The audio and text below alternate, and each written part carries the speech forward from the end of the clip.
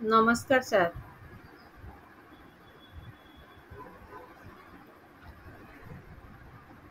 बहुत धन्यवाद। नमस्कार आपण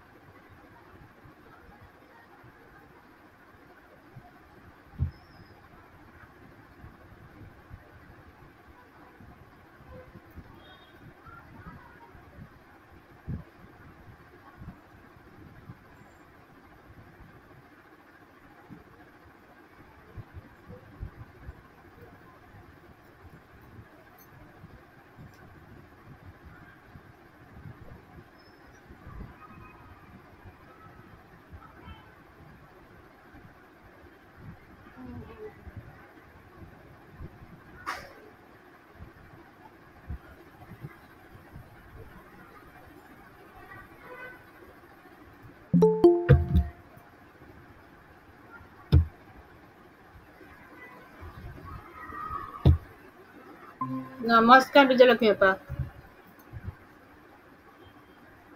नमस्कार। म्यूट रे अछि। नमस्कार। हाँ कैमरा टिके तुम्हें देखाबनी, कैमराटा देखाबनी। हाँ दिसिला ना आपणकर ठीक अछि, मोर लैपटॉप रु कैमराटा कोन हेछि से खोलुनी। ओहो हाँ आज आउ कि जॉइन करिवे सब जॉइन करिवे, मु कहली आपण रमाकांत रथଙ୍କ ऊपर टिके कहबे कि? कहबी सेति पन जॉइन कली। हाँ संघमित्र सेना जय श्री जगन्नाथ। जय जगन्नाथ। अच्छा जय जगन्नाथ जय जगन्नाथ। कहबी हाँ मु ताले आमे कार्यक्रम आरंभ कर दबा। आज बहुत माने कविता पढिबार अछि, अपेक्षा करिवे। हाँ हाँ जतिके आछंती आरंभ कर देले भलो। भजन अछि, आपण टिके मंत्र पाठ कर दियंतु, वंदना भजन पढ़ देबे। अच्छा कर दो आरंभ करिवा। टिके खाली कहि दउछ। नमस्कार, जय श्री जगन्नाथ। प्रवासी उत्कल साहित्य संस्था मुंबई तरफरु विश्व कविता दिवस। आजिर प्रथमे मंत्र पाठ करिवे विजयलक्ष्मी पटनायक अप्पा, तापरे वंदना साहू बेंगलुरु भजन परिवेषण करिवे, तापरे आमे स्वर्गत रमाकांत रथଙ୍କ प्रति श्रद्धांजलि अर्पण करिवा। तो कार्यक्रम आरंभ करिवा विजयलक्ष्मी पटनायक अप्पा। ओम गणनां त्वा गणपतिगं हवामहे कविं कवीनां उपमश्रवस्तवं ज्येष्ठराजन् ब्रह्मणस्वतान शृण्वन्नोतिभिः प्रणो देवी सरस्वती वाजेभि वाजिनीवती धीनामवित्रयवतु गणेशाय नमः सरस्वत्यै नमः श्रीगुरुभ्यो नमः हरिः ओम् ॐ सहना भवतु सहनौ भुनक्तु सह वीर्यं करवावहे तेजस्विनावधीतमस्तु मा विद्विषावहे ॐ शान्ति शान्ति शान्तिः हरिः ओम शांति। प्रणाम आपणको आज जो मंत्रमुग्ध संध्या को आपण उज्जीवित पूरा वेद वेद वेद मंत्र पाठ रे सिंचित करचंती। वर्तमान वंदना से आपण भजन परिवेशन करंतु। प्रणाम समस्त को। सजीव नहीं बोल मारा कि मोर लखी जाए कालिया हाय मो मरी जाए हाय मो मरी जाए बजेबु नहीं बंची तोर नाचबा मन हुए कालिया हाय मो मरी जाए हाय मो मरी जाए बेसबु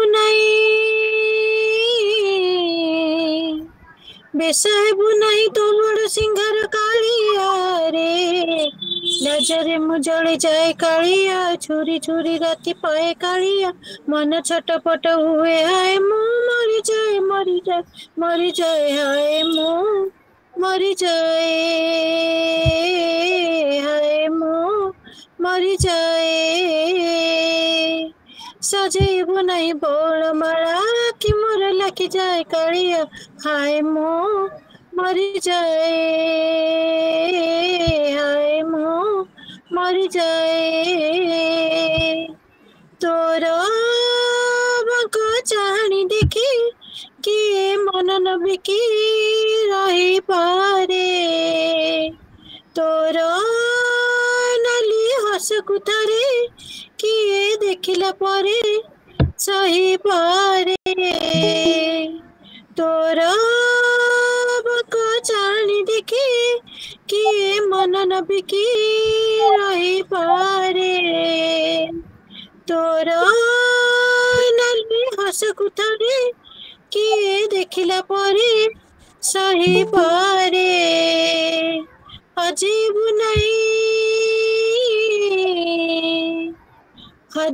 नहीं तो छड़ तुलसी कालिया रे नीति मुसाउंटी निये कालिया मथा मणि करे दिए कालिया एड़े भाग्य कर थाए हाय मु मरी जाए मरी जाए मरी जाए हाय मु मरी जाए हाय मु मरी जाए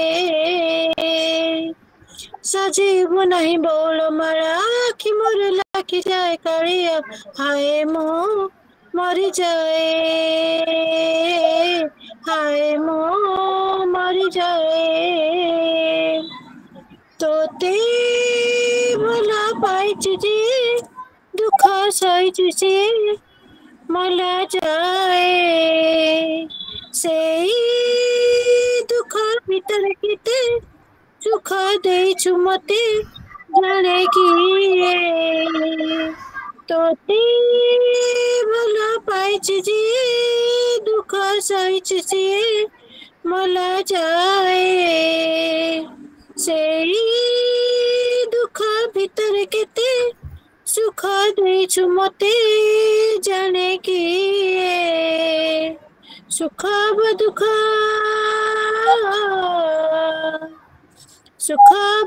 जहा दे मते कालिया रे जीव जीव जाए जीव मोर जीव जाए कालिया तो मुह को चाही थाए कालिया चाही चाही मरी जाए हाय मो मरी जाए मरी जाए मरी जाए हाय मो मरी जाए हाय मो मरी जाए सजीव नहीं बोल माला कि मोर लखी जाए कालिया हाय मो मरी जाए हाय मो मरी जाए बजेबु नहीं बंसी तोर नाचबा मन हुए कालिया हाय मो मरी जाए हाय मो मरी जाए बेसबु नहीं तो बड़ सिंगर कालिया रे लाजरे मु जली जाए कालिया छुरी छुरी राति पाए कालिया मन छटपट हुए हाय मु मरी जाए मरी जाए मरी जाए हाय मु मरी जाए हाय मु मरी जाए हाय मु मरी जाए। जय जगन्नाथ। धन्यवाद वंदना। संध्या समय भावभक्तिमय परिवेश सृष्टि कर प्रवासी उत्कल साहित्य संस्था मुंबई तरफ बहुत बहुत शुभेच्छा। राति पाइले हुए तो शुणिब श्रीराधा तुमे आउ नाह बोली केउ ऋतु को नहीं देखिब सकाळ सचित्र अंधार रे तुम पछे पछे धाउथिबो ना वर्षा घड़घड़ी बिजुली रे राति सारा घारी हेबो खरार दुस्साहस रे बा पवनर अन्यमनस्कतारे सतेकिता पाद और लेउटिबो। प्रणाम कवि प्रणाम। काव्यिक पुरुष सप्तम ऋतुर महाकवि श्रीराधार स्रष्टा पद्मभूषण रमाकांत रथों प्रवासी उत्कल साहित्य संस्था मुंबई तरफ अश्रुल श्रद्धांजलि।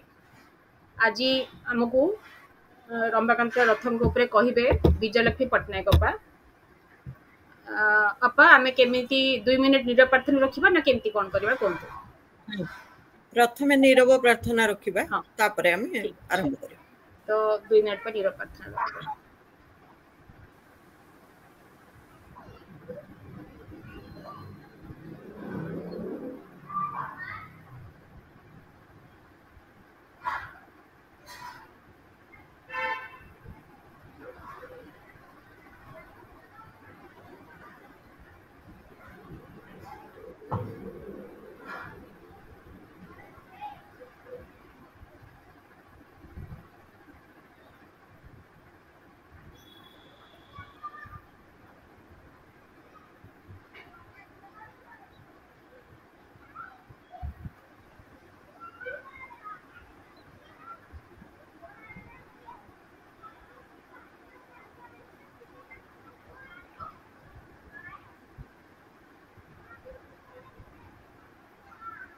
नमस्कार जय श्री असतो मा सद्गमय तमसोर्मा ज्योतिर्गमय मृत्युर्मा अमृतंगमय ओम शांति शांति शांति। समस्त भाई भौणी सतीर्थ मानकु मोर नमस्कार बड़ मानकु प्रणाम। बहुत दिन परे आमे आउ थरे जोग देइछंती। आज जहांक विषय रे आमे आलोचना करिवा को जाउछंती विश्व कविता दिवस। आज आमे बेसी कविता तांको ऊपर रखिले भल हबो। तबे जे तो जहाँ लेखिके आनिथिबे पढ़िबे। तबे जणे कालजयी कविंक विषय रे आमे प्रथमे निश्चित भाव रे जानि नबा। मु तांकर गोटे कविता रु एठी आरंभ करूची। श्रीराधार गोटे कविता चमत्कार कविता।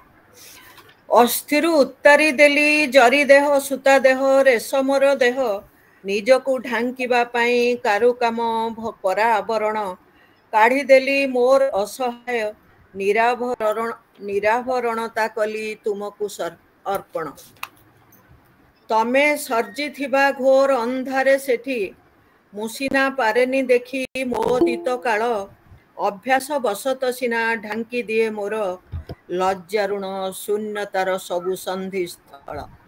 मु जानिछि मो हातरे जोर नाही नाही लेस मात्र दंभ मो मनरे।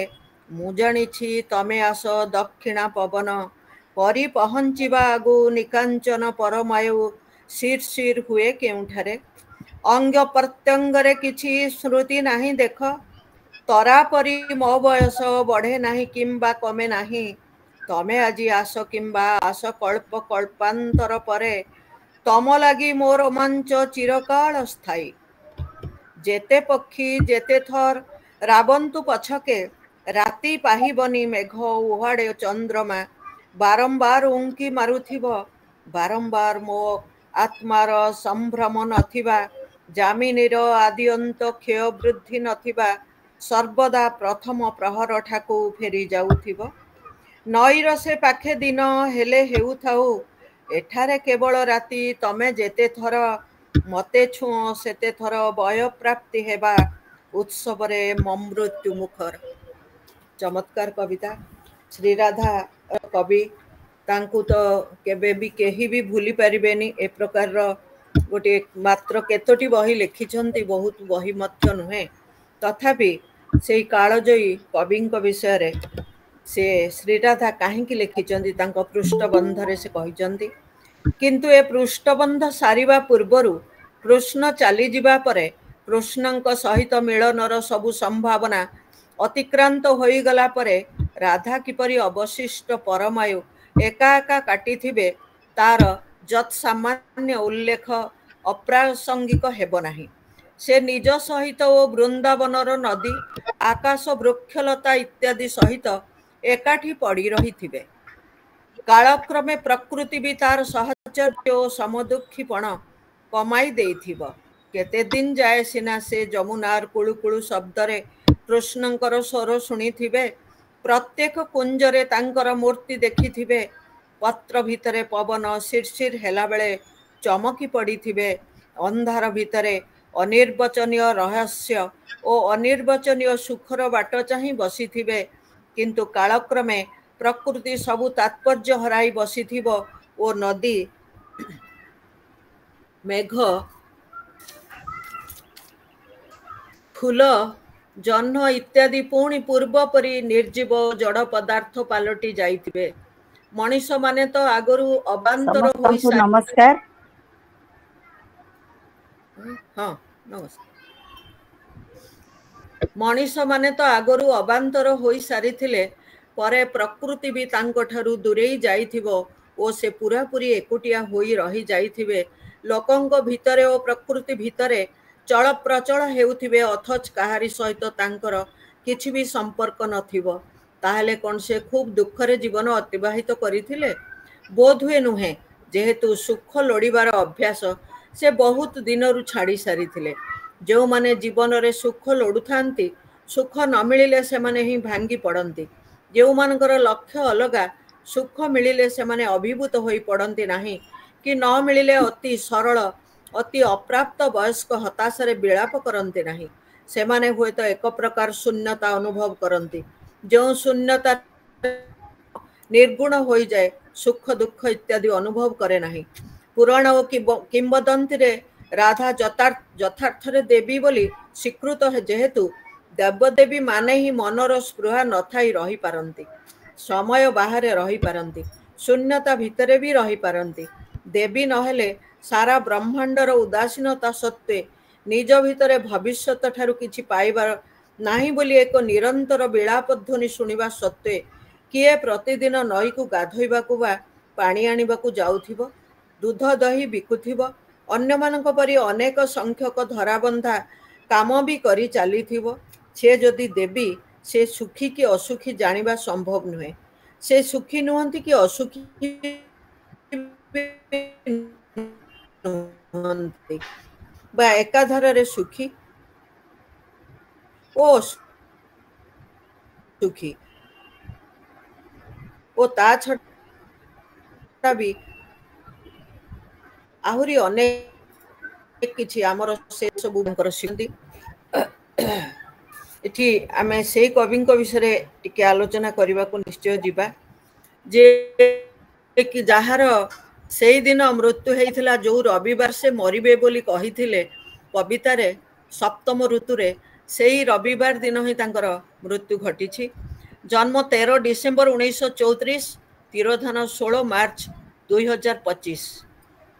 ଓଡ଼ିଶା ରାଜ୍ୟର ପୂର୍ବତନ ମୁଖ୍ୟ ଶାସନ ସଚିବ, ପଦ୍ମଭୂଷଣ କବି ରମାକାନ୍ତ ରଥଙ୍କ ବିୟୋଗରେ ସୃଜନୀ ପରିବାର, ଚେନ୍ନାଇ ସମସ୍ୟ ସଦସ୍ୟା ବିନମ୍ର ଅଶ୍ରୁଳ ଶ୍ରଦ୍ଧାଞ୍ଜଳି ଜଣାଇଛନ୍ତି। ଏବଂ ଖାଲି ସିଏ ନୁହନ୍ତି, ପ୍ରତ୍ୟେକ ସାହିତ୍ୟ ଅନୁଷ୍ଠାନ ଏଠାରେ ପ୍ରତିଦିନ ଆମେ ଗୋଟିଏ ଗୋଟିଏ ସଭାରେ ଯାଉଛୁ, ଯେଉଁ ସଭାରେ ରମାକାନ୍ତଙ୍କ ବିୟୋଗ ବିଷୟରେ ଆଲୋଚନା କରାଯାଉଛି। एमिति बोधे आगरू कौनसी कविंक पई सभा हेई नाही जहा तांको पई होउची आश्चर्य जे समस्ते गोटे शोकाकुल परिवेश भितरे बीतौछंती। 1993 रु 98 जाए से केंद्र साहित्य एकाडेमी रो उपसभापति और 1998 रु 2003 जाए तार सभापति भाव में दायित्व तुले थिले। ता पूर्वरु से जने प्रशासनिक अधिकारी थिले। ओडिशा र मुख्य शासन सचिव भाव में से अवसर ग्रहण करथिले। रमाकांत रथंक लेखारे आध्यात्मिक आदिभौतिक कल्पनार व्यवहार देखा जाए। तांकर श्रीराधा को नहीं लेखा श्रीराधा और सप्तम ऋतुरे देखा मिली। तांकर कविता केते दिनर 1962, अनेक कोठरी 1967, संदिग्ध मृगया 1971, नाम गुड़िक भी केते चमत्कार। सप्तम ऋतु 1977, सचित्र अंधार 1982, सीमांत बास, फेरी चाहिए, सबुदिने सेपाखे, नजा नजा कहू कहू, सरल हृदगणित, जहाज आसीबो, आउ केतोटी धर्मपदर आत्महत्या कविता। कविता समग्र एकम द्वितीय और तृतीय सेबे एबे सबु बेले कबीर कवितार अनुवाद करचंती। लंबा कविता तांकर होची श्रीराधा 1984 मसीह लिखित, श्री पलादक 1997 मसीह लिखित। गल्प गोटे लिखिचंती मेघ और अन्यान्य गल्प। पुरस्कार और सम्मान पद्मभूषण 2006, अतिबड़ी जगन्नाथ दास सम्मान 2018, सरस्वती सम्मान श्रीराधा पाई 1992, केंद्र साहित्य एकाडेमी पुरस्कार सप्तम ऋतु पाई 1978, विश्व पुरस्कार 1991, सारला पुरस्कार 1984, प्रजातंत्र प्रचार समिति झंकार पुरस्कार कविता पाई 1970, सारला सम्मान 2011, साहित्य भारती सम्मान 2006, कलिंग रत्न 2009, उत्कल रत्न 2017।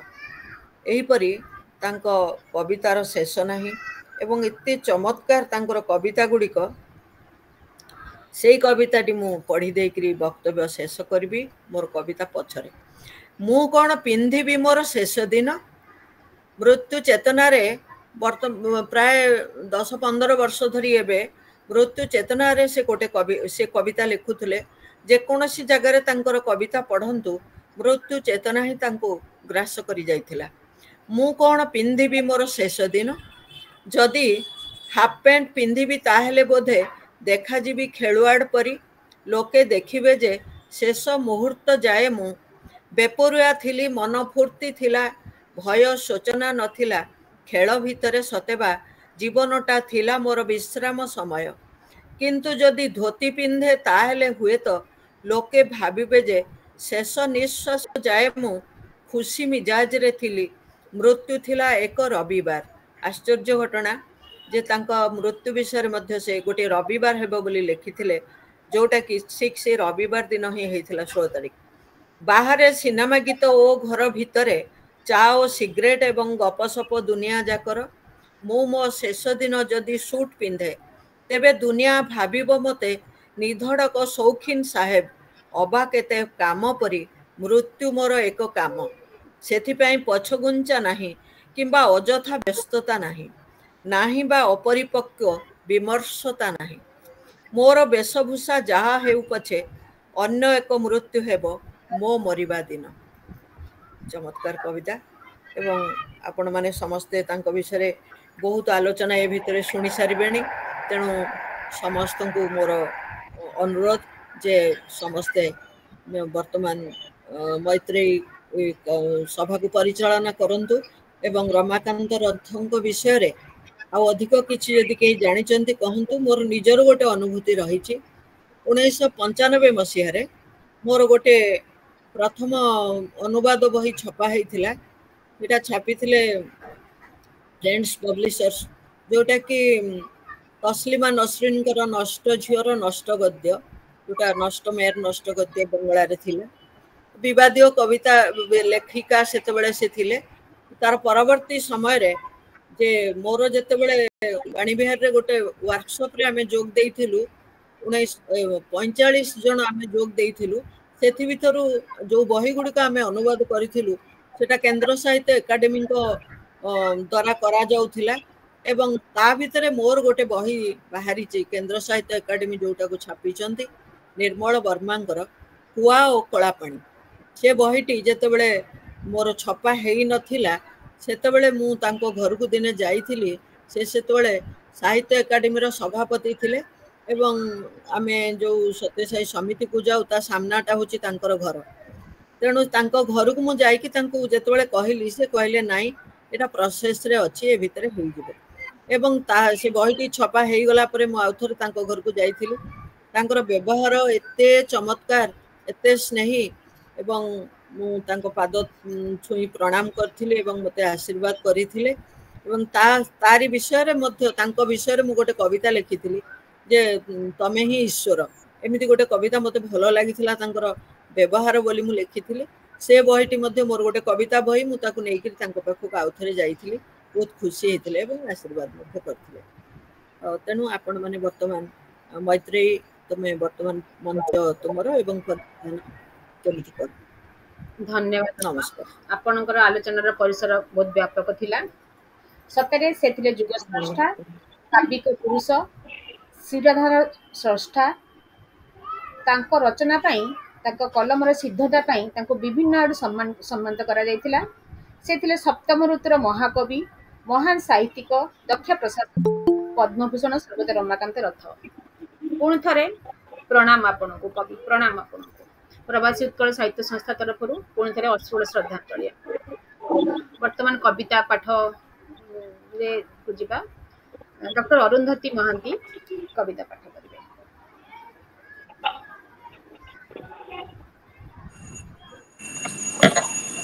ସମସ୍ତଙ୍କୁ ମୋର ପ୍ରଣାମ। ଆଜି ମୋର କବିତା ପ୍ରିୟ କବି। ଜାଣ ତୁମେ ଆଉ ନାହଁ ବୋଲି ଖବର ଆସିବା ପରେ, ଜାଣ ତୁମେ ଆଉ ନାହଁ ବୋଲି ଖବର ଆସିବା ପରେ ଆବରି ବସିଥିବା ସବୁ ଶ୍ରୀରାଧାପଣ ଥମ୍ କରି ଚୁପ୍ ହୋଇଗଲା। ଆବରି ବସିଥିବା ସବୁ ଶ୍ରୀରାଧାପଣ ଥମ୍ କରି ଚୁପ୍ ହୋଇଗଲା। କେହି ନାଚିଲାନି ଚୁଡ଼ି ଝମଝମ କରି, ଭୟଙ୍କର ଅନ୍ଧାର କାନ୍ଦେ ଗୁମୁରି ଗୁମୁରି, ସବୁ ଲାଗେ ଖାଲି ଖାଲି। ତୁମେ ନଥିବାର ଶୂନ୍ୟସ୍ଥାନ ଭର୍ତ୍ତି, ତୁମେ ନଥିବାର ଶୂନ୍ୟସ୍ଥାନ ଭର୍ତ୍ତି, ତୁମ ଛବି ଆଉ ତୁମ ସ୍ମୃତି। ତୁମେ ଛାଡ଼ି ଯାଇଥିବା ପାଦ ଚିହ୍ନ ଧାଡ଼ି ଧାଡ଼ି କବିତା ଆବୃତ୍ତି, ତୁମେ ଛାଡ଼ି ଯାଇଥିବା ପାଦ ଚିହ୍ନ ଧାଡ଼ି ଧାଡ଼ି କବିତା ଆବୃତ୍ତି। ଶ୍ରୀ ପଳାତକ କ'ଣ ହୋଇପାରେ ତୁମ ବିଶେଷଣ, ଶ୍ରୀ ପଳାତକ କ'ଣ ହୋଇପାରେ ତୁମ ବିଶେଷଣ। ସଚିତ୍ର ଅନ୍ଧାର ଭେଦି ଲଣ୍ଠଣର ମିଞ୍ଜି ମିଞ୍ଜି ଆଲୁଅରେ, ସଚିତ୍ର ଅନ୍ଧାର ଭେଦି ଲଣ୍ଠଣର ମିଞ୍ଜି ମିଞ୍ଜି ଆଲୁଅର ତୀବ୍ର ଦରଜରେ, ସନ୍ଦିଗ୍ଧ ମୃଗୟାରେ ତୁମେ ଖୋଜ ଅଲଗା ସକାଳ। ପବନର ଅନ୍ୟମନସ୍କ ପଣରେ ଅବଶିଷ୍ଟ ପରମାୟୁର ମୋହରେ ତମେ ତ ବିଭୋର ଚିରକାଳ। ମାଧବୀର 35ତମ ଜନ୍ମଦିନରେ ତୁମେ ଥିଲ କି ନଥିଲ, ମାଧବୀର 35ତମ ଜନ୍ମଦିନରେ ତୁମେ ଥିଲ କି ନଥିଲ। ଖୁବ୍ ନିଜର କରି ନେଇଥିଲ ମାଧବୀର ପୀଡ଼ା, କ୍ରୋଧ ଓ ଦୁଃସ୍ୱପ୍ନ। ସତରେ ତମେ ଚାଲିଯିବା ପରେ ସମୟ ଦିଶିଲା ଏକ ରାତି ଅଧ ବିମାନ ବନ୍ଦର, ସତରେ ତମେ ଚାଲିଯିବା ପରେ ସମୟ ଦିଶିଲା ଏକ ରାତି ଅଧ ବିମାନ ବନ୍ଦର। ଅସ୍ପଷ୍ଟ ଅସ୍ୱଚ୍ଛ ଏବେ କୋହ ଆଉ ଲୁହରେ ବତୁରା ପ୍ରେମପତ୍ର, ଅସ୍ପଷ୍ଟ ଅସ୍ୱଚ୍ଛ ଏବେ କୋହ ଆଉ ଲୁହରେ ବତୁରା ପ୍ରେମପତ୍ର। ଅସରନ୍ତି ଦିନର ସେ ଶେଷ ଦିନ ହସ ଏବେ ଘଡ଼ଘଡ଼ି ଶବ୍ଦ ପରି ଏକାଧାରେ ସନ୍ତୁଷ୍ଟ ଓ ଭୋକିଲା ଭୀଷଣ। ଅସରନ୍ତି ଦିନ ଶେଷ ଦିନ ହସ ଏବେ ଘଡ଼ଘଡ଼ି ଶବ୍ଦ ପରି ଏକାଧାରେ ସନ୍ତୁଷ୍ଟ ଓ ଭୋକିଲା ଭୀଷଣ। ତମେ କବି, ତମେ ପୀଡ଼ା ଚିହ୍ନ, ତମେ କବି, ତମେ ପୀଡ଼ା ଚିହ୍ନ। ତମେ ହିଁ ଶୁଣିପାର ଚନ୍ଦ୍ରା ବେହେରାଣୀର କଅଁଳ ଚିବୁକ କମ୍ପନ ଆଉ ରୁଣୁଝୁଣୁ ଚୁଡ଼ିର କ୍ରନ୍ଦନ। ତମେ ବୁଝ ମିଡ଼ିୟମ ଧୋତି ଆଉ ଇସ୍ତ୍ରୀ କରା କମିଜରେ କେମିତି ଜଳୁଥାଏ ମଧ୍ୟବିତ୍ତର ଜୀବନ। ତମେ ବୁଝ ମିଡ଼ିୟମ ଧୋତି ଆଉ ଇସ୍ତ୍ରୀ କରା କମିଜରେ କେମିତି ଜଳୁଥାଏ ମଧ୍ୟବିତ୍ତର ଜୀବନ। କୁହ ପ୍ରିୟ କବି, କୁହ ପ୍ରିୟ କବି, କେମିତି ଥିଲା ଶେଷ ପରମାୟୁକୁ ଛୁଇଁବାର ସେ ଆଲିଙ୍ଗନ, କେମିତି ଥିଲା ଶେଷ ପରମାୟୁକୁ ଛୁଇଁବାର ସେ ଆଲିଙ୍ଗନ। ସେ ଅତିଥି ସତ୍କାର ଘଟିଲା କି କିଛି ଚମତ୍କାର। ତମେ କ'ଣ ସତରେ ଭେଟିଲ ସେ ସମୟକୁ, ତମେ କ'ଣ ସତରେ ଭେଟିଲ ସେ ସମୟକୁ, ଯେ ପୃଥିବୀର ବାରଣ୍ଡାରେ ଠିଆ ହୋଇଥିଲା ଅସମାପ୍ତ ଦିନର ଖୋଲା ବଖରାରେ, ପାଉଁଶରେ ପଲସ୍ତରା ସଚରାଚରରେ। ଯେ ପୃଥିବୀର ବାରଣ୍ଡାରେ ଠିଆ ହୋଇଥିଲା ଅସମାପ୍ତ ଦିନଙ୍କର ଖୋଲା ବଖରାରେ, ପାଉଁଶରେ ପଲସ୍ତରା ସଚରାଚରରେ। ତୁମ ପାଇଁ କବିତା କ'ଣ ଶେଷ ହୋଇପାରେ, ତୁମ ପାଇଁ କବିତା କ'ଣ ଶେଷ ହୋଇପାରେ। ଆପଣାପଣରେ ବୁଝିନେବ କବି, ଆପଣ ଆପଣରେ ବୁଝିନେବ ଅସମାପ୍ତ କବିତାର କାନ୍ଦ କାନ୍ଦ ଅସହାୟପଣ। ମହୁର ଆକାଶରେ କେତେ ଅବସାଦ କେତେ ମେଘାଚ୍ଛନ୍ନ, କେତେ ପୂର୍ଣ୍ଣ କେତେ ଅନ୍ତସାର ଶୂନ୍ୟ। ଆପଣ ଆପଣରେ ବୁଝିନେବ ଅସମାପ୍ତ କବିତାର କାନ୍ଦ କାନ୍ଦ ଅସହାୟପଣ, କେତେ ଅବସାଦ କେତେ ମେଘାଚ୍ଛନ୍ନ, କେବେ ପୂର୍ଣ୍ଣ କେବେ ଅନ୍ତସାର ଶୂନ୍ୟ। ଧନ୍ୟବାଦ। କବିତାର ମହାନାୟକ, ତାଙ୍କୁ ଶବ୍ଦରେ ଶ୍ରଦ୍ଧାଞ୍ଜଳି। ବହୁତ ସୁନ୍ଦର, ଅରୁନ୍ଧତୀ ବହୁତ ବଢିଆ। ବର୍ତ୍ତମାନ ଚନ୍ଦ୍ର ମିଶ୍ର ନାନୀ ଆମେରିକାରୁ।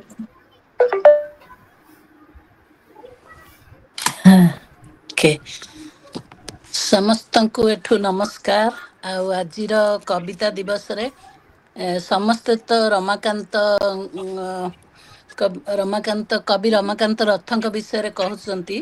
ମୁଁ କିନ୍ତୁ ମୋର ପ୍ରିୟ କବି ମାୟାଧର ମାନସିଂହ, ତାଙ୍କ ବିଷୟରେ ଗୋଟିଏ କବିତା ପଢିବି। ନିଶ୍ଚୟ ନିଶ୍ଚୟ, ଆଜି ବିଶ୍ୱ ଏଠି ମୁଁ କବିତା କହିଦେବାକୁ ଦିବସ। ଚାହିଁଲି, ରମାକାନ୍ତ ବାବୁ ହଉଛନ୍ତି ମୋ ହଜବେଣ୍ଡଙ୍କର ନିଜ ମାମୁଙ୍କ ପୁଅ। ତାମାନେ ଆମେ ହଉଛୁ ବନ୍ଧୁ, ରିଲେଟେଡ। ଆଉ ଗୋଟେ କଥା କହିବାକୁ, ବିଜୟଲକ୍ଷ୍ମୀ ନାହାନ୍ତି କିନ୍ତୁ ମୁଁ କହିବାକୁ ଚାହୁଁଥିଲି, ଅଛନ୍ତି ଅଛନ୍ତି ଆଚ୍ଛା, ରମାକାନ୍ତ ଅଛନ୍ତି। ବାବୁଙ୍କ ଅଛୁ ଅପା, ରମାକାନ୍ତ ନମସ୍କାର। ବାବୁଙ୍କ ବିଷୟରେ ଯୋଉ କହିଲେ କି ବର୍ତ୍ତମାନ ଚାରିଆଡେ ହୁଲସ୍ଥୁଲ ପଡୁଛି, ସେ ଚାଲିଗଲେ ବୋଲି। ଯଦି ମାୟାଧର ମାନସିଂହଙ୍କ ବେଳେ ଏଇ ଯୁଗ ହେଇଥାନ୍ତା, ଏଇ ଜୁମ୍ ଯୁଗ ହେଇଥାନ୍ତା, କି ଲେଖା ଲେଖି ଚାଲିଥାନ୍ତା, ତାହେଲେ ମୁଁ ତ ଭାବୁଛି ନିଶ୍ଚୟ କବିଙ୍କ ବିଷୟରେ ନିଶ୍ଚିତ। ବହୁତ ସଭା ହେଇଥାନ୍ତା, ବହୁତ କିଛି ହେଇଥାନ୍ତା। ଯେମିତି ମୁଁ ଆମେରିକା ଆସିଲା ବେଳେ ସ୍ମାର୍ଟ ଫୋନ ନଥିଲା, ଆମେ କଥା କହିପାରୁନଥିଲୁ, ବହୁତ ଦୁଃଖର ଥିଲା। କିନ୍ତୁ ବର୍ତ୍ତମାନ ଯୋଉମାନେ ଆସୁଛନ୍ତି ସେମାନେ ଆମଠୁ ବେଶୀ ଜାଣୁଛନ୍ତି। ତେଣୁ ଯୁଗ ଯୁଗ ଭିତରେ ମଣିଷର ବ୍ୟବହାର ବଦଳ। ଆମେ ଆଗକୁ କିଛି ଉଠୁଛୁ, ପଛକୁ କିଛି ଯାଉଛୁ। ଆଗକୁ ଉଠୁଛୁ କାରଣ ଆମର ଦରଦ ଥିଲା, ଆମର ସବୁ ଲୋକମାନେ ଥିଲେ, ତାଙ୍କୁ ପଇସା ପଠଉଥିଲୁ, ତାଙ୍କର କେମିତି ଉନ୍ନତି ହଉ। କିନ୍ତୁ ଏବେର ଯୋଉ ପିଲାମାନେ ଆସୁଛନ୍ତି ସେମାନେ ବହୁତ ୱେଲ୍ ଟୁ ଡୁ ପରିବାରରୁ ଆସୁଛନ୍ତି। ତେଣୁ ତାଙ୍କର ସେମିତି କିଛି ନାହିଁ, ଆମେ ଆମର ଯାହା କରିବୁ। ତେଣୁ କିଛି ଆମେ ଭୁଲି ଯାଉଛୁ, କିଛି ଆମେ ପାଉଛୁ। ସେଇ କଥାଟା ମୁଁ ଆଣିବାକୁ ଚାହିଁଲି। ଯଦି ମାନସିଂହଙ୍କ ବେଳେ ଏଇ ଜୁମ୍ ଯୁଗ ହେଇଥାନ୍ତା, ତାହେଲେ ବୋଧେ ପୁରା ଓଡ଼ିଶା ବନ୍ଦ ହେଇଯାଇଥାନ୍ତା। ମୋର ବହୁତ ସୌଭାଗ୍ୟ ଯେ ମୋର ହଜବେଣ୍ଡଙ୍କର ମାମୁଙ୍କ ସିଏ ପୁଅ ହେଇ ଯାଇଥିଲେ, କିନ୍ତୁ ସିଏ ନିଜ ମାମୁଙ୍କର ପୁଅ ଥିଲେ। ଆଉ ମୋ ହଜବେଣ୍ଡ ଆଉ ସିଏ ଏକା କ୍ଲାସରେ ପଢୁଥିଲେ। ମୋ ହଜବେଣ୍ଡ ସାଇନ୍ସ ପଢୁଥିଲେ ଆଉ ସିଏ ଆର୍ଟସରେ ଥିଲେ। ତାପରେ ତାଙ୍କର ଇଏ ହେଲା, ମାନେ ପାଥ ଯୋଉ ବଦଳି ହେଲା। ମୁଁ ଖାଲି ଏଇଟାକୁ ଆଣିଲି କହିବା ପାଇଁ କି ବିଜୟଲକ୍ଷ୍ମୀକୁ କେମିତି ଯୁଗ ବଦଳିବା ସାଙ୍ଗେ ଆମେ ବି ବଦଳୁଛେ, ସଂସ୍କାର ବଦଳୁଛି, ପରିସ୍ଥିତି ବଦଳୁଛି। ତେବେ ମୋର ପ୍ରିୟ କବି ଯିଏ, ଯାହାଙ୍କର କବିତାଟିଏ ପଢିବା ପାଇଁ ମୁଁ 24 ଗରା ପାଣି ବୋହିଥିଲି, ତା ଦ୍ୱାରା କି ମୋତେ 8 ପଇସା ମିଳିବ, ତାହେଲେ ମୁଁ ସେ ବହିଟି ଧୂପ ବହିଟି କିଣିପାରିବି ବୋଲି। ତେଣୁ ସେ କାରଣ ଆମ ଘରେ ଏତେ କବିତା ବହି ବାପା କିଣିବାକୁ ଦଉନଥିଲେ। ତେଣୁ ସେଇ ବହିଟି ମୋର ବହୁତ ପ୍ରିୟ। ଆଉ ପଢନ୍ତୁ ସେଇଥିରୁ ମୁଁ ପଢନ୍ତୁ ଗୋଟିଏ କବିତା ପଢୁଛି।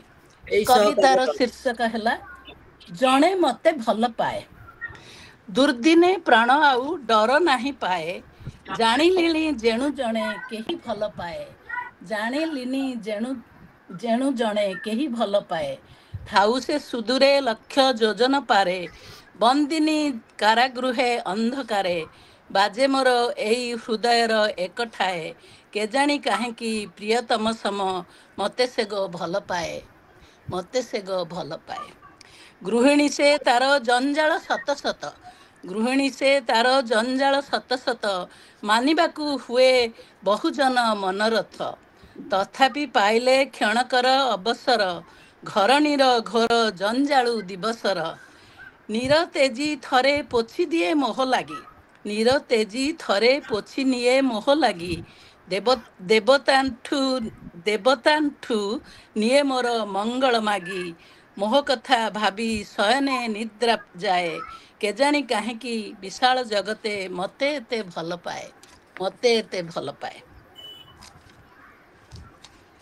ସେଇ ମଙ୍ଗଳେ ବିଶ୍ୱାସ ମୋର ବଡ଼, ସେଇ ସ୍ନେହ ଆଉ ନାହିଁ ପବିତ୍ରତର, ସେଇ ପ୍ରେମ ମତେ ଜୀବନ ଦେଇଛି ଆଜି, ବିରସମ ବାହିଯିବି ଦୁର୍ଦିନ ରାଜି, ବିରସମ ବାହିଯିବି ଦୁର୍ଦିନ ରାଜି, ଗଗନେ ମୋହର ହେଲେ ଘୋର ଘନ ଘଟା, ବଦନ ତାହାର ହେବ ବିଦ୍ୟୁତ ଛଟା, ସଂଗ୍ରାମେ ଯଦି ଶିଥିଳ ହୁଏ କର, ଦୁରୁ ସେ ଡାକଇ ମତେ ଚାହୁଁ ଆସି ଧର, ତୁରୁସେ ଡାକଇ ମତେ ଚାହା ଅସି ଧର ସ୍ନେହ ତାର ମତେ ଦେଲା ନୂଆ ଅବତାର ପରାଣମ କହେ ସବୁ ମୁଁ ସହିବି ହେବାକୁ ଯୋଗ୍ୟତାର ହେବାକୁ ଯୋଗ୍ୟତାର ଦୁର୍ଦିନେ ତେଣୁ ଆଉ ଡର ନାହିଁ ପାଏ ଦୁର୍ଦିନେ ତେଣୁ ଆଉ ଡର ନାହିଁ ପାଏ ଜାଣିଲିଣି ଠିକେ ଯେଣୁ ଜଣେ ଭଲ ପାଏ ଜାଣିଲିଣି ଠିକେ ଯେଣୁ ଜଣେ ଭଲ ପାଏ ସକଳ କରମେ ପଛେ ମୋର ସେଗ ରହି ଇଙ୍ଗିତ ଦିଏ ସମରେ ହେବାକୁ ଜୟୀ ଇଙ୍ଗିତ ଦିଏ ସମରେ ହେବାକୁ ଜୟୀ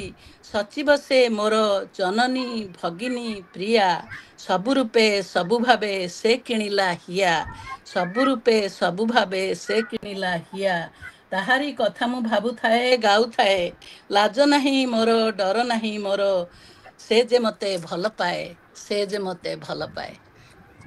ଏଇ କବିତାଟି ପଢିକିରି ମୁଁ କବିଙ୍କୁ ମୋର ପ୍ରଣାମ ଜଣାଉଛି। ମୁଁ ବହୁତ ଛୋଟ ହେଇଥିଲି, ତାଙ୍କୁ ଥରେ ଦେଖିବାର ସୌଭାଗ୍ୟ ବି ମିଳିଥିଲା।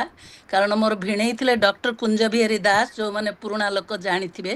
ସିଏ ଓଡ଼ିଆ ଲେଖକ ଆଉ ପ୍ରଫେସର ଥିଲେ, ତେଣୁ ତାଙ୍କରି ଇଏରେ ମୁଁ ଦେଖିଥିଲି ମାୟାଧର ମାନସିଂଙ୍କୁ। ସେତିକି ଆଉ ଏତିକି କହି ମୁଁ ବନ୍ଦ କଲି ମୋର କବିତା ପଢା। ବହୁତ ବଢିଆ ଧନ୍ୟବାଦ। ଚନ୍ଦ୍ରାଣୀ। ମୋର ବି କବି ବହୁତ ପ୍ରିୟ, କବି ମାୟାଧର ମାନସିଂ। ମୁଁ ଥରେ ତାଙ୍କ ବିଷୟରେ ଗୋଟେ ପ୍ରବନ୍ଧ ଲେଖିଥିଲି କଲେଜ ସମୟରେ, ମୋର ମନେ ଅଛି। ଗୋଟିଏ ମାନେ ତାଙ୍କର କବିତାରେ ଗୋଟେ କହୁଛି, ସେଦିନ ଏ ଅବଗାହେ ଶିଳା ପରେ ଆସି ସୁକୁମାରୀ ରାଜବାଳା ଆଙ୍କିଥିବ ତାର ଲାକ୍ଷାରକ୍ତ ପଦ ଛବି କରି ମତ କାଶୀ କଠିନ ପାଷାଣ ଦେହେ ପ୍ରାଣ ଦେହେ ଆନନ୍ଦ ସଞ୍ଚାର। ମହାନଦୀର ଜ୍ୟୋତ୍ସ୍ନା ବିହାରର ଏ କବିତା ମତେ ବହୁତ ଭଲ ଲାଗେ, ତାଙ୍କ କବିତା ସବୁ ପଢିବା ପାଇଁ। ଧନ୍ୟବାଦ ନାନୀ, ବହୁତ ବଢିଆ ଲାଗିଲା। ଏବେ ଆସନ୍ତୁ ଶୁଣିବା ମନୋରମା ମିଶ୍ରଙ୍କର କବିତା। ମନୋରମା ମିଶ୍ର।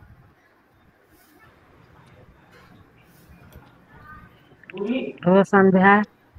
ସମସ୍ତ ଉପସ୍ଥିତ ସମସ୍ତ ସାରସ୍ୱତ କବି କବୟିତ୍ରୀ ମାନଙ୍କୁ ମୋର ଯଥାମାନ୍ୟ ଅଭିନନ୍ଦନ, ସ୍ୱାଗତ।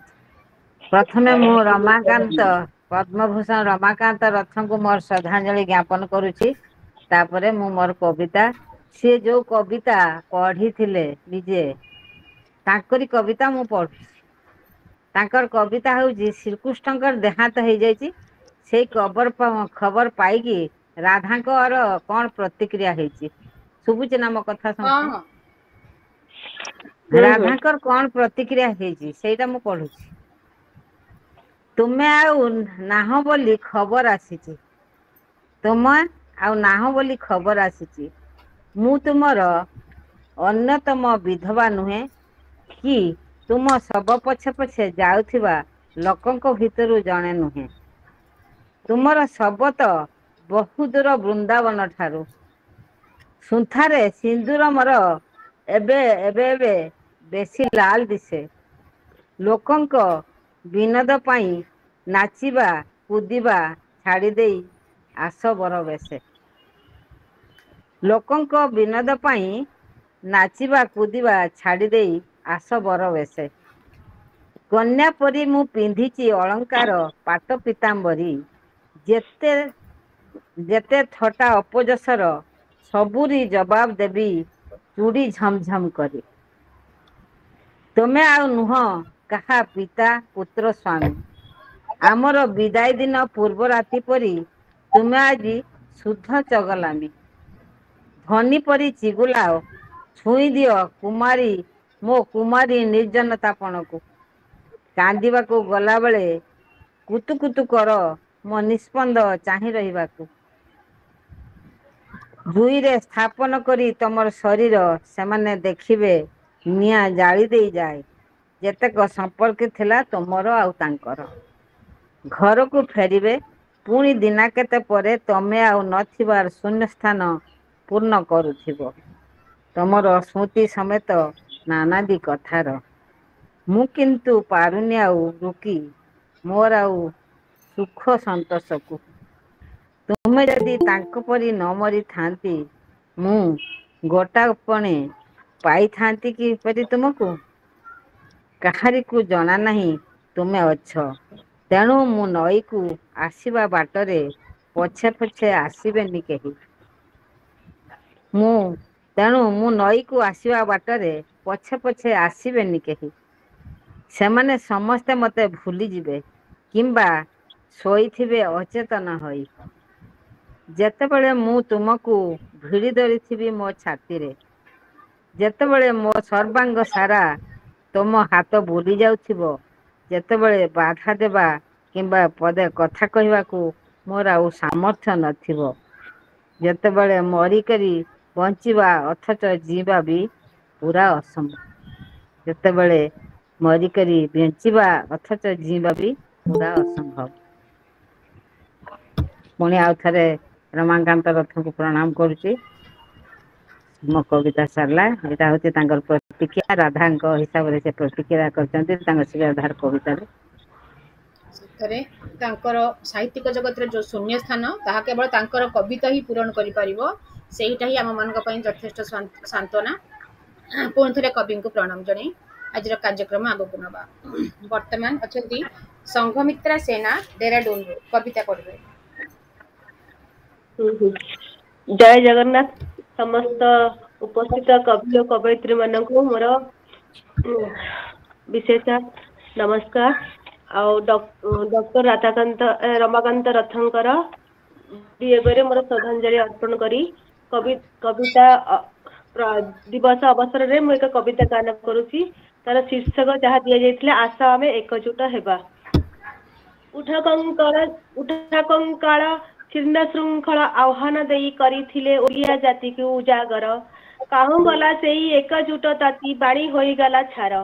ଆଜିର ଦୁନିଆ ଅହଂରେ ବସ, ରହୁନାହିଁ ଆଉ ଭାଷା ପ୍ରେମ ଫାସ। ଇଂରାଜୀ ପଢ଼ି ନିଜ ସଂସ୍କୃତିକୁ ଛାଡ଼ି ହୋଇଗଲେ ପୁରା ପାଶ୍ଚାତ୍ୟର ବଶ। କାହୁଁ ଗଲେ ସେଇ ଜାତି ବୀର ବୀରଙ୍ଗନା, ଭାଷାର ଉତ୍ଥାନେ ସହିଥିଲେ କେତେ ଯେ ଯାତନା। ଦେଶର ହିତେ ଭାଷାର ପଥେ ସଦାଚାର ନୀତି ନିଜେ ଆପଣେଇ, ସମାଜକୁ କରିଥିଲେ କେତେ ବଳିଆନ। ଏବର ସମାଜ ଜାତି ପ୍ରୀତି ଛାଡ଼ି ପରଦେଶ ଭାଷା ଆପଣେଇ, ସଂସ୍କୃତିକୁ କରିଦେଲା କେତେ ହୀନ।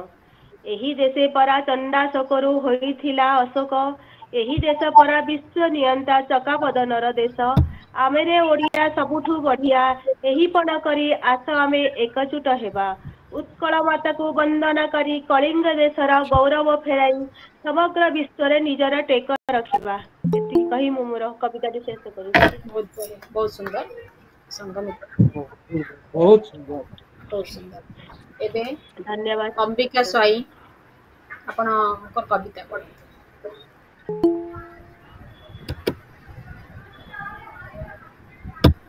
ଅମ୍ବିକା ସ୍ୱାଇଁ।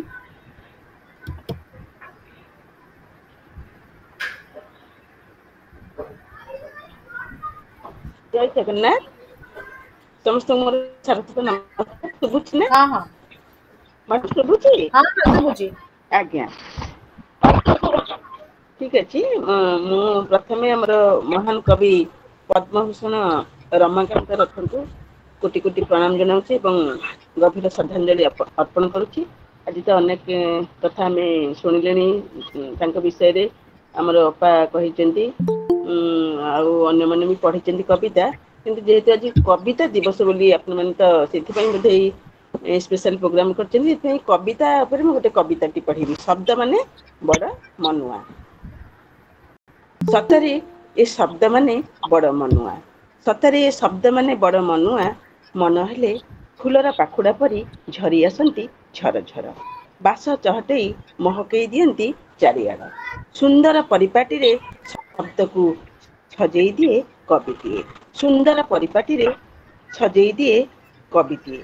କଳ୍ପନାରେ ବାସ୍ତବତାର ପୂର୍ଣ୍ଣ ରୂପକୁ ପରିସମାପ୍ତିର ପୂର୍ଣ୍ଣଚ୍ଛେଦଟିଏ ଟାଣି ଦେଇ ଦୀର୍ଘ ନିଶ୍ୱାସଟିଏ ମାରେ।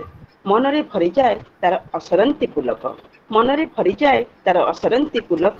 ପୁଣି ମନ ଆଉଟୁ ପାଉଟୁ ହୁଏ କଲମ କାଗଜ ଧରି, କଲମ କାଗଜ ଧରି ବସେ ନୂତନ ସୃଷ୍ଟିର ସନ୍ଧାନରେ। କେତେବେଳେ ଝରଣାର ସ୍ରୋତ ପରି ଶବ୍ଦମାନେ ବହି ଆସନ୍ତି କଳ କଳ ମୁକ୍ତା ବିନ୍ଦୁ ପରି ଝଲସି ଉଠନ୍ତି। କେତେବେଳେ ଝରଣାର ସ୍ରୋତ ପରି ଶବ୍ଦମାନେ ବହି ଆସନ୍ତି କଳ କଳ ମୁକ୍ତା ବିନ୍ଦୁ ପରି ଝଲସି ଉଠନ୍ତି। ହୁଏନି ତା ମୂଲ୍ୟର ଆକଳନ। କେତେବେଳେ ଭସା ବାଦଲ ପରି ଜୋର ଜୋର ଆଗକୁ ମାଡ଼ି ଚାଲନ୍ତି, କେତେବେଳେ ଲୁଚକାଳି ଖେଳ ପରି ବାଟ ଭାଙ୍ଗୁଥାନ୍ତି। କେତେବେଳେ ମୃଦୁ ମଳୟରେ ଆଖି ବୁଜି ସ୍ଥିର ଚିତ୍ତରେ ଶବ୍ଦମାନେ ଶୋଇଯାଆନ୍ତି। ना ताकू जगाई हुए ना ता साथे खेली हुए। शब्द मानकू जगाइबाकू बार बार चेष्टा करी लेखक बा कविटीए भावनारू अंतर हुए। शब्द मानकू जगाइबाकू बार बार चेष्टा करी लेखक बा कविटीए भावनारू अंतर हुए। कलम कागज रखिदेई अन्य कामरे मन दिए। कलम कागज रखिदेई अन्य कामरे मन दिए। पुणी केतेबेले हठात शब्द माने चेई उठंती, तत्परता देखांती। केतेबेले गाधुआ घरे साबुन फेणारत, केबे रोषेई घर तेल कड़ाई रे, केतेबेले अर्धरात्रे निद्राहीन अवस्था, केतेबेले शुभ सकाळर जलखिया थाली रे, केतेबेले खराबेले फुर्सत समय, केतेबेले दफ्तर टेबुल उपर, केतेबेले मुह संजरे संज खाई पारे, पुणी केतेबेले बाटरे घाटरे किछि न थाए तार समयर ठिकाना। सेतेबेले वर्षा बिंदु परी शब्द माने टप टप झरी पड़ती।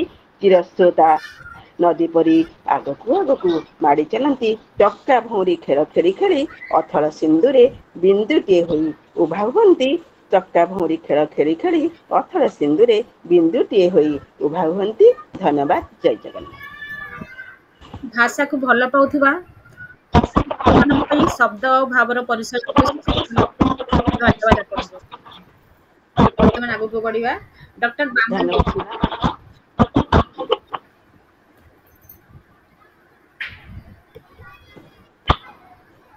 नमस्कार। मो ना नहीं लेकिन टिके डिस्टर्ब होला सुनी परलिनी। हां डॉक्टर बामन दीक्षित। अच्छा, आज शुभ संध्यारे समस्त को मथानत प्रणाम। मु गोटे हिंदी कविता पाई कल्पना मैडम मते कही तेणु मु मोर हिंदी कविता गोटे आपण मानक पाखरे प्रस्तुत करिया पई जाउछि। श्री राधाकृष्णकर किबा गोपी गोप कृष्ण से विषय रे किछि। तुम बिन कवितार शीर्षक तुम बिन। तुम बिनी भाए ना शाम सावरे, तुम बिनी भाए ना रे, तुम बिनी भाए ना रे। क्यों छोड़ गए ब्रज धाम सावरे, तरसे दरस को ने, तरसे दरस को ने। नैनन में तन में चितवन में, कण कण में दिल के धड़कन में, सांसों में चलते पवन में, सांसों में चलते पवन है। तुम ही तुम घन श्याम सावरे, तरसे दरस को ने। पागल मन मोर मानत नाही, मानत नाही। पागल मन मोर मानत नाही, बरज तेज गयो कृष्ण कन्हाई। मूंदे पलकों में बूंदे अश्क की, मूंदे पलकों में बूंदे अश्क की, छोड़ गयो दिवस याम सावरे, तरसे दरस को ने। मंद मधुर तान तोर मुरली की, गूंजे बार बार रंजे श्रुति की। विगत धीरी आहत मन मोरा, विगत धीरी आहत मन मोरा। स्फुरित सत सिहरण सांवरे, तरसे दरस को नैन, तरसे दरस को नैन। बार बार सुर मधुर मुरली की झनक झन झन तोर पायली की, बाजत कान नाचत चित चंचल, बाजत कान नाचत चित चंचल, आंचल पुछत नैन सांवरे, तरसे दरस को नैन। जब तक प्राण पिंड में रहिवे, पिंड में रहिवे, जब तक प्राण पिंड में रहिवे, धड़कन मोर कृष्ण कृष्ण कहिवे।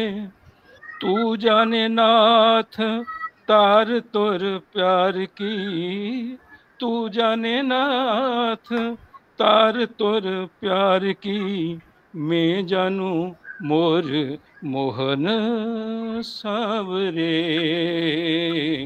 तरसे दरस को नैन, तरसे दरस को नैन, तरसे दरस को नैन, दरस को नैन। जय श्री मंजिल मिले ये तो मुकद्दर की बात है, हम कोशिश ही ना करें ये तो गलत बात है। बहुत सुंदर, बहुत बढ़िया। प्रथम आरंभ होइछि हिंदी कवितारू, बहुत सुंदर, धन्यवाद। वर्तमान विष्णु पाढ़ी सार आपण पढ़िबे।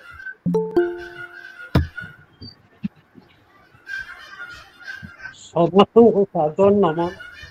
आज आम सुख एवं दुख दीटा आम कविता आश्रय समस्त कवि और कवयित्री को मु प्रणाम करुच्ची। आज जो उद्देश्य आम ये एकत्रित होती से पुण्य श्लोक प्रातस्मरणीय कवि स्वर्गीय कवि स्वर्गत रमानाथ रथंक अम्लान स्मृति तांको श्रद्धांजलि अर्पण करुच्ची, नमन करुच्ची। एवं यही स्थिति मोर तांको विषय तो किसी कविता रचना करि पार नै। मोर गोटे कविता पुण्य श्लोका मो मा, यही कविताटी मु पाठ करने चाहूँगी। सादर मते अनुमति देबे। कोटि जन्म तप प्रभावे एभवे पाइली मानव काया, घन तमसारु महाशून्यतारु जठरे जेदेला ठा, कोमल ममता परसे परसे जेदेला ममता शीतल छाया, से ममतामयी करुणार धारा पुण्य श्लोका पुण्य देहा ममतामयी मो मा। कोमल ममता स्नेह पुट देई गढ़िला मो तनु मन, कोमल ममता स्नेह पुट देई गढ़िला मो तनु मन, मरण जंत्रणा सहिजे गरभे 10 मास 10 दिन, शीतल कोमल आश्रे पल्लविला ए मन प्राण ओ काया, से ममतामयी करुणार धारा पुण्य श्लोका पुण्य देहा ममतामयी मो मा। 10 मास अंते ता गर्भ चिरी भूमिष्ठ हेली मु जेबे, सकल जंत्रणा भूली से हसिला तृप्तिर हस गरबे, जेबे से सुनिला मो प्रथम कुआ ता खुशी आकाश छुआ, से ममतामयी करुणार धारा पुण्य श्लोका पुण्य देहा ममतामयी मो मा। दरोटी दरोटी हसिली मु जेबे, दरोटी दरोटी हसिली मु जेबे, ता खुशी बनिव किए, सरग चांद की ताहाते मिलिला, कोटि निधि देला किए।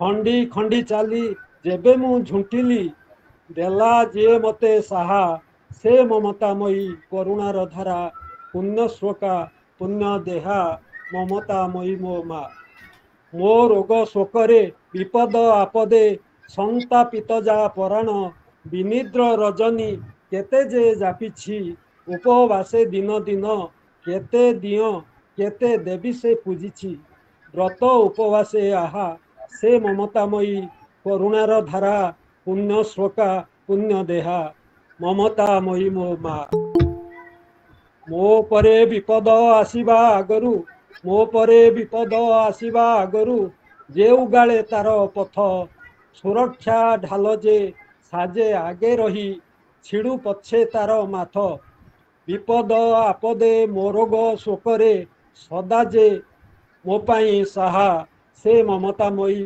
करुणार धारा पुण्य श्लोका पुण्य देहा ममतामयी मो मा तरुण सतरे कोटि जन्मरे सुझिते पारिब कह मानवी देहरे से दिव्य जननी सेबारे ता मन दियो जीवंत देवी से आशीष दायिनी चिर आश्रयर छाया से ममतामयी करुणार धारा पुण्य श्लोका पुण्य देहा ममतामयी मो मा तापाद पंकजे प्रणति जनाए से का जीवने साहा ए जीवन व्यर्थ होइब नदेले ननेले तापादे आश्रय छाया से ममतामयी करुणार धारा पुण्य श्लोका पुण्य देहा ममतामयी मो मा समस्त को भक्ति प्रणाम नमः रोज धन्यवाद ममतामयी मो मा व्यासकवि फकीरमोहन सेनापति भाषा रे उत्कल जननी अछंती चाही कर किछि कार्य लोकंक पाई आपण कविता बहुत सुंदर थिला बहुत बढ़िया वर्तमान आम सहित जोड़ी डॉक्टर देवाशीष महापात्र मु तांको अनुरोध करी से ताकर मंतव्य रखिए डॉक्टर देवाशीष महापात्र विशिष्ट भाषाविद आंचलिक भाषा गवेषणा केंद्र समस्त विश्व कविता दिवस अवसर रे अभिनंदन जनाऊँ जाओ आज आमर आंचलिक शिक्षा प्रतिष्ठान एक्चुअली थिला स्पोर्ट्स रो माने वार्षिक उत्सव जस्ट एबे सरीची सेतर जो अनाउंसर पैनल ले थिली सेठू आसीकी आपण मानक पाखरे विलंब रे पहुंचीतिबार दुखित हमर सौभाग्य आपण सेठू आसीकी जोड़ी हेले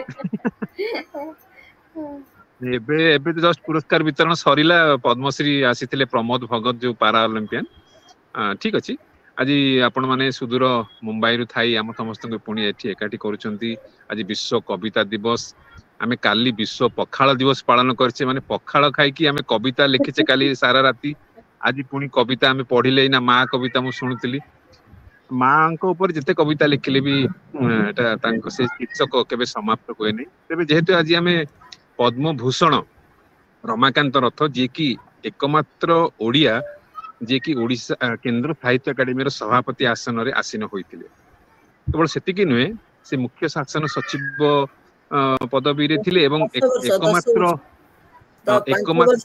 उपसभापति 5 वर्ष सभापति उपसभापति जे भी हेई पारे सभापति आउ के हेबे कि नै मते संदेह लागुची आउ से जहा भी हो आउ से मध्य एकमात्र महिला मुख्यमंत्री हमर नंदिनी शतपथींकर जे थिले व्यक्तिगत सचिव से क्षमताशाली थिले आमे बरेंद्र कृष्ण धड़ंकर अनेक तांकर लेखारू मध्य पढ़ी जो से धरित्री नियमित लेखुथिले से जहा जने प्रशासक भाबे आमे तांको इठी आज मूल्यांकन करबानी तांकर जने भाषा गवेषक भाबे कहबी भाषाविद वाले केबे मु तो निजको दाबी करिनी खबर कागज रे सभा समिति रे आपण माने मते भाषाविद कहि कि देवी प्रसन्न पटनायकंकर शिष्य बोली जहा कहउचंदी से विषय नै मु एबे भी गवेषणा करूची मते भल लागे भाषा ऊपर गवेषणा करिया पई आ 10-12 भाषा को नहीं काम करे देखो सबू बहीर शीर्षक देखु कोटा भी 6 अक्षर बेसी नथिबो श्रीराधा केते दिनर सचित्र अंधार संदिग्ध मृगया अनेक कोठरी ये सब अपन देखो श्री पलातक ये जो बेले बेले देखे जे गोटे शीर्षक भी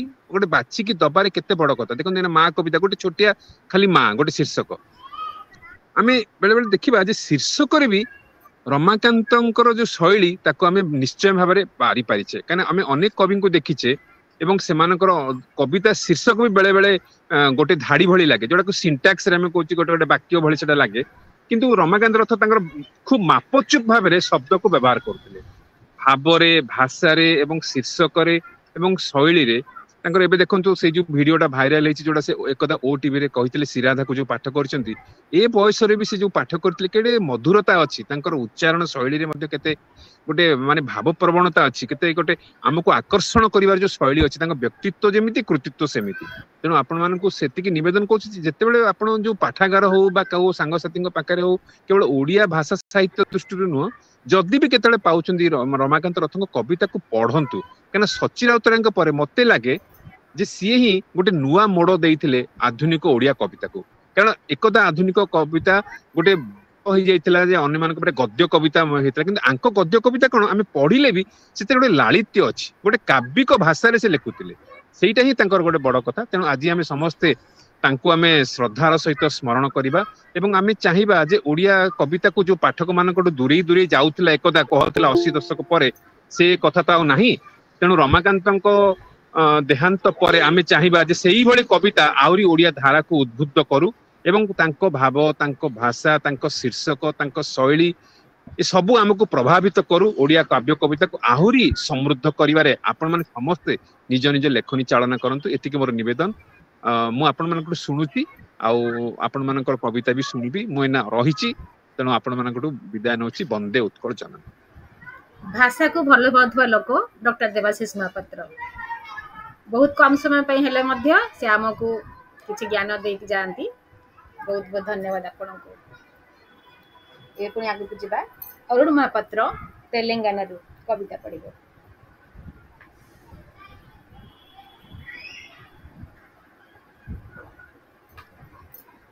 ଅରୁଣ ମହାପାତ୍ର।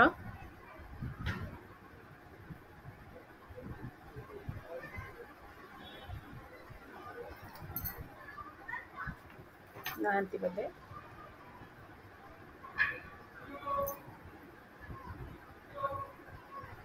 ଆରତୀ ସାହୁ।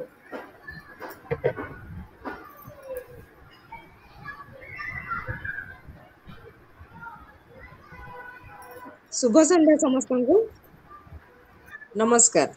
प्रथमे कवि रमाकांत को मु श्रद्धांजलि जनाऊँगी। तापर मु गोटे आज हिंदी कविता पढ़ी। कविता दिवस अवसर रे गोटे हिंदी कविता पढ़ुची।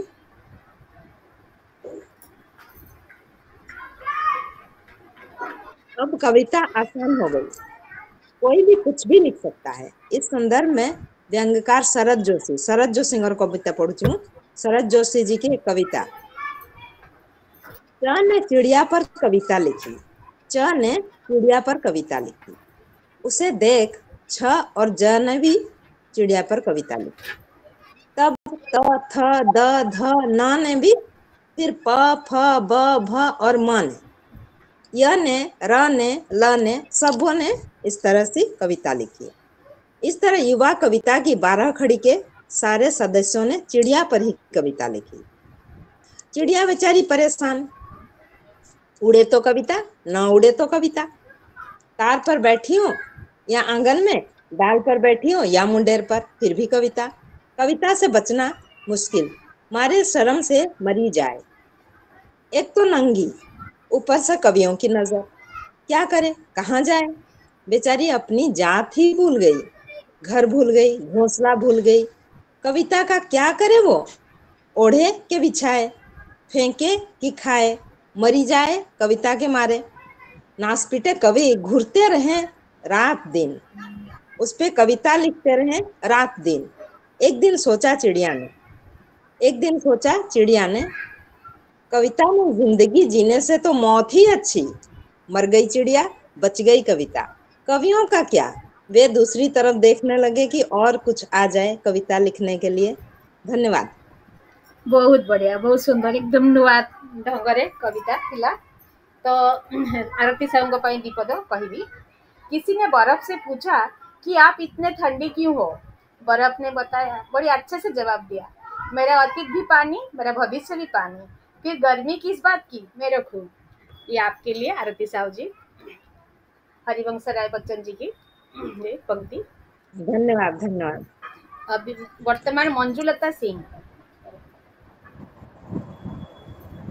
या पर महुआ को डाकी देबू।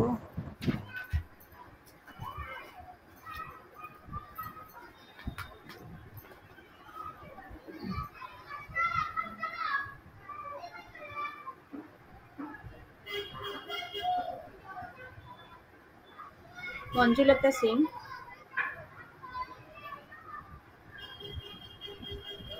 ना आंटी बोले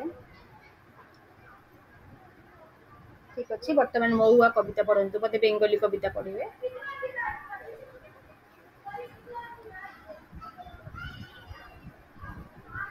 डॉक्टर चित्तरंजन कुंडू। महुआ गीत गाइबो। महुआ कुंडू। नमस्कार सुसंध्या। ମୁଁ ଆଜି କବିତା ଦିବସ ଅବସରରେ ଗୋଟେ ରବୀନ୍ଦ୍ରନାଥଙ୍କ ଗୋଟେ କବିତାକୁ ଗୀତ ଆକାରରେ ରବୀନ୍ଦ୍ର ସଙ୍ଗୀତ ଯାହାକୁ କହନ୍ତି ତାକୁ ମୁଁ ଆଜି ଗାଇବାକୁ ଚାହୁଁଛି। গ্রাম ছাড়া ওই রাঙা মাটির পথ আমার মন ভুলায় রে। গ্রাম ছাড়া ওই রাঙা মাটির পথ আমার মন ভুলায় রে। ওরে কার পানে মন হাত বাড়িয়ে, ওরে কার পানে মন হাত বাড়িয়ে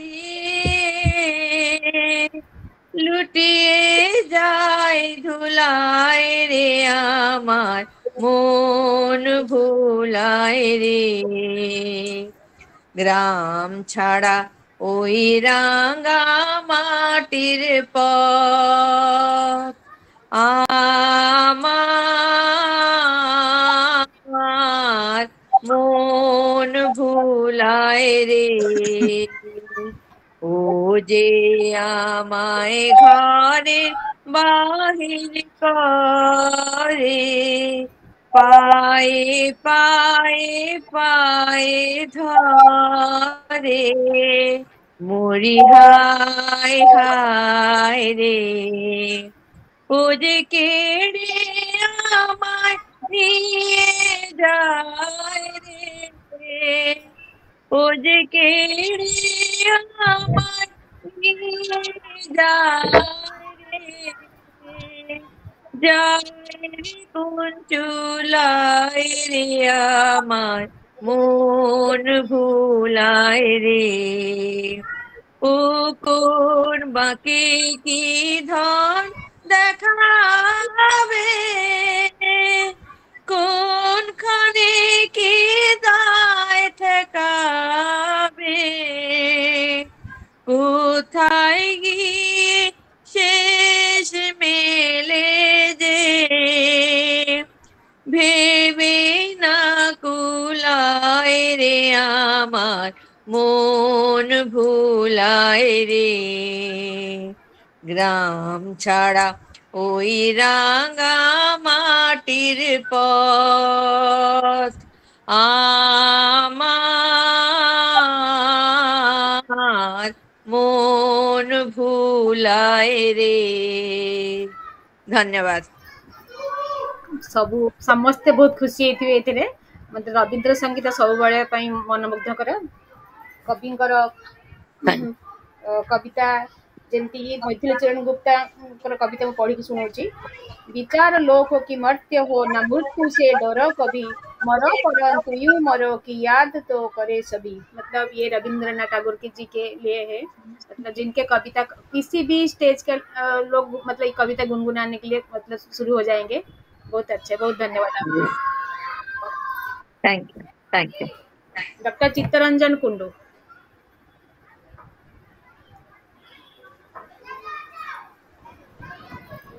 ମୁଁ ଡକ୍ଟର ଚିତ୍ତକୁ ଅନୁରୋଧ କରିବି ଯାହା ପାଇଁ କବିତାଟା ଲେଖିଛି ତାକୁ ଧରିକି ବସୁ। ସମସ୍ତଙ୍କୁ ମୋର ବିଶ୍ୱ କବିତା ଦିବସ ଅବସରରେ प्रवासी उत्कल साहित्य संस्था तरफ आयोजन करा प्रोग्राम को मोर अनेक अनेक अभिनंदन एवं उद्योक्ता मान को मोर सश्रद्ध प्रणाम।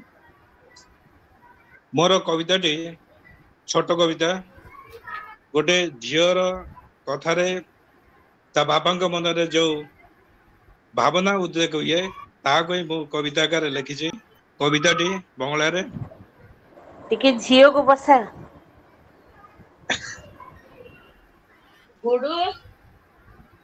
apprehension of a daughter. She is coming.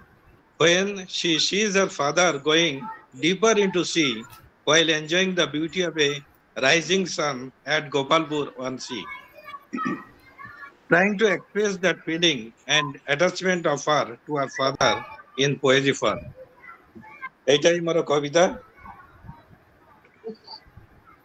तो कविता हला बाबा तुम्हें जेओ ना दूरे,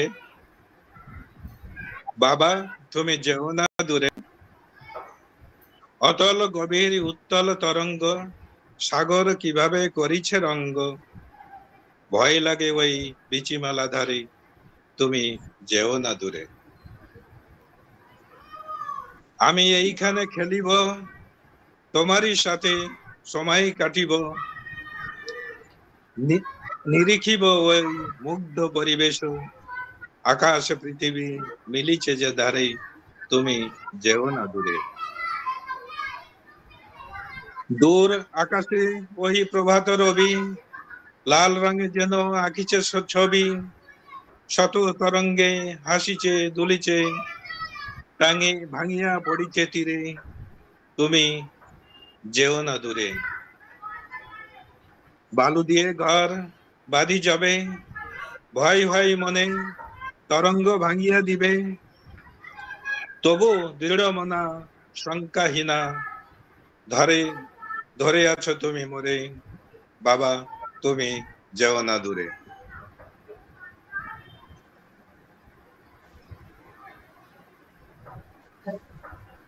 नमस्कार नमस्कार बहुत सुंदर कविता जेमती मु तनिमा कुंडू कविता को खाली केवल कौन कहते हृदय छुईवा छुई गला किसी भाषा नहीं कहवाई झील पर एत सुंदर कविता बाबा तुम्हें जाओ ना दूरे, बहुत बढ़िया बहुत सुंदर। Thank you very much.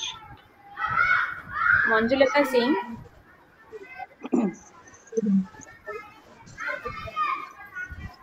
नमस्कार शुभुची की हाँ हाँ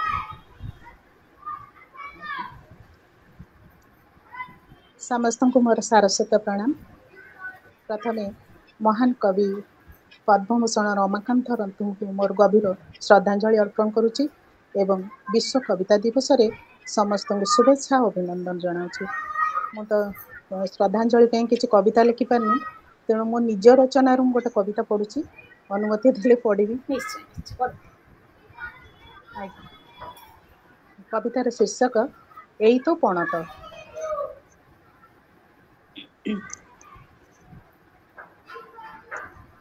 छाती तलर अनेक अबुचापन को तोली निए केड़े निर्विकारपण रे, छाती तलर अनेक अबुचापन को तोली निए केड़े निर्विकारपण रे, ममतार गंता घरे साइते सकल दुख को लंबी थाए दिगरु दिगंत माटीरु महाशून्य, भरसार मेघखंड छुई झरु थाए विश्वासर चुना चुना मोती एई तो पणतु। तो पणत जुड़ुपुड़ु ममता मधुरे तमाम जीवनर लुहकोह बांधी नेला परे भी सब नियंट पड़े तोर से मलिचिया पणतटे पाई, केते दाह अंतर्दाह को पोछि केते दाह अंतर्दाह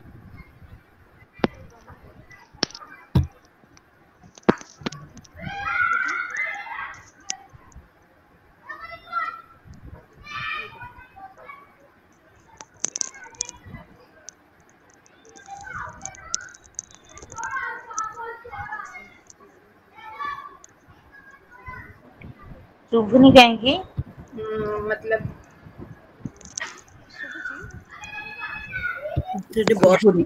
वर्षा हो कि सेठी ଟିକେ डिस्टर्बेंस ହେଲା ତାଙ୍କ ନେଟୱାର୍କ ପ୍ରୋବ୍ଲେମ ହେଲା ବୋଧେ ଆଉ ଥରେ ପୁଣି ପଢନ୍ତୁ।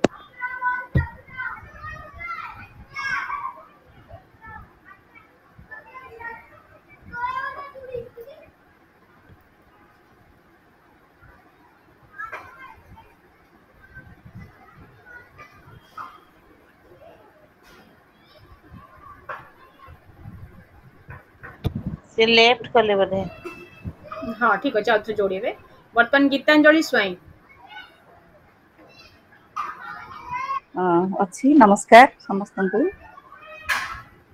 शुभ संध्या समस्त सारस्वत स्रष्टा मानंकु मथानत प्रणाम पद्मभूषण रमाकांत रथंकु श्रद्धांजलि ज्ञापन करुची मोर तांकु सश्रद्ध प्रणाम। मु दी धाड़ी कहिबी तांको विषय रे मोर तांको सहित थरे आज्ञा दिसुनांती आपण वीडियो हाँ वीडियोटा आज्ञा नमस्कार मु थरे से दिन नालकोरे प्रोग्राम होउथाए मु से कार्यक्रम रे जोग देइथिली तापरे जतेबेले सरीला सेठी रात्रि भोजन र व्यवस्था थिला आमे समस्ते बसिलु बसला परे से जतेबेले खाद्य दिया हला अन्न दिया हला मु टिके अन्न खाइबा पई की मना कली कारण से दिन एकादशी थिला मो पाखरे रमाकांत रथ बसिथिले कहले पिठी थापुड़ी देले कहले काई खाइबुनी मु कहली आज पूरा एकादशी मो पिठी थापुड़ी दे सेठी कहले अरे माँ तू पागलीटा कि एकादशी भी विष्णु व्रत ये तो विष्णु को प्रसाद तेणु खाइबारे असुविधा कौन तांकर अमायिक व्यक्तित्व पितृवत मते बहुत सांत्वना देइथिला आ मु से दिन मध्य अन्न भोजन कली आज तांकर वर्तमान रे मु तांको पाद तले मथानत प्रणाम करुची श्रद्धांजलि ज्ञापन करुची। मोर आज विश्व कविता दिवस अवसर रे मोर कविता कविता पाई कविता कविता दिवस र कविता शुभुची तो केबे स्वप्न केबे अनुभूति नहीं केबे स्वप्न केबे अनुभूति नहीं उद्वेलित हुए कवि मानस सृजनी शक्ति जे कलम मुनरे आदरी नियई कागज बास कविर अंतरु बही जाए स्वच्छ कवितार धारा निर्झर परी कविर अंतरु बही जाए स्वच्छ कवितार धारा निर्झर परी कविर मानस अंका बंका रास्ता माने नहीं बाधा बंधन बेड़ी माने नहीं बाधा बंधन बेड़ी अजस्र भावना रोकी पारे नहीं अजस्र भावना रोकी पारे नहीं सृष्टि करी दिए कोटि विभव समाज को दिए कालजयी सृष्टि भिन्न भावात्मक कल्लोल भाव भिन्न भावात्मक कल्लोल भाव शिशु गल्प शिशु कविता रचई शिशु मन टाणे उहाड़े थाई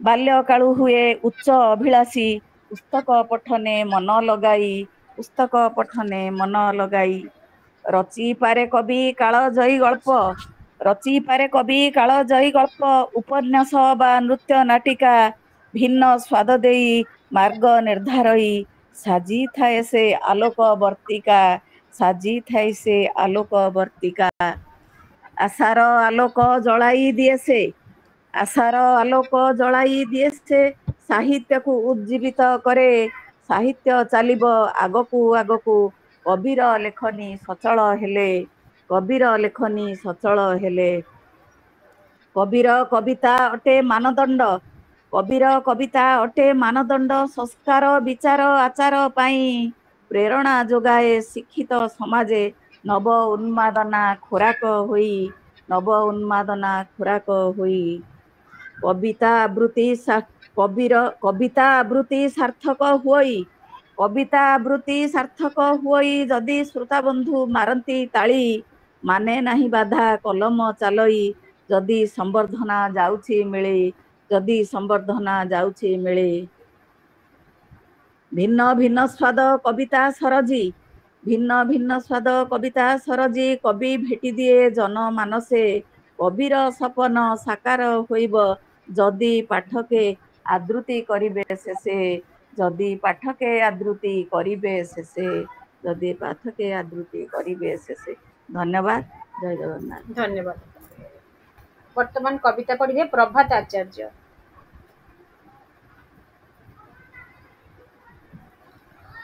प्रभात आचार्य सर।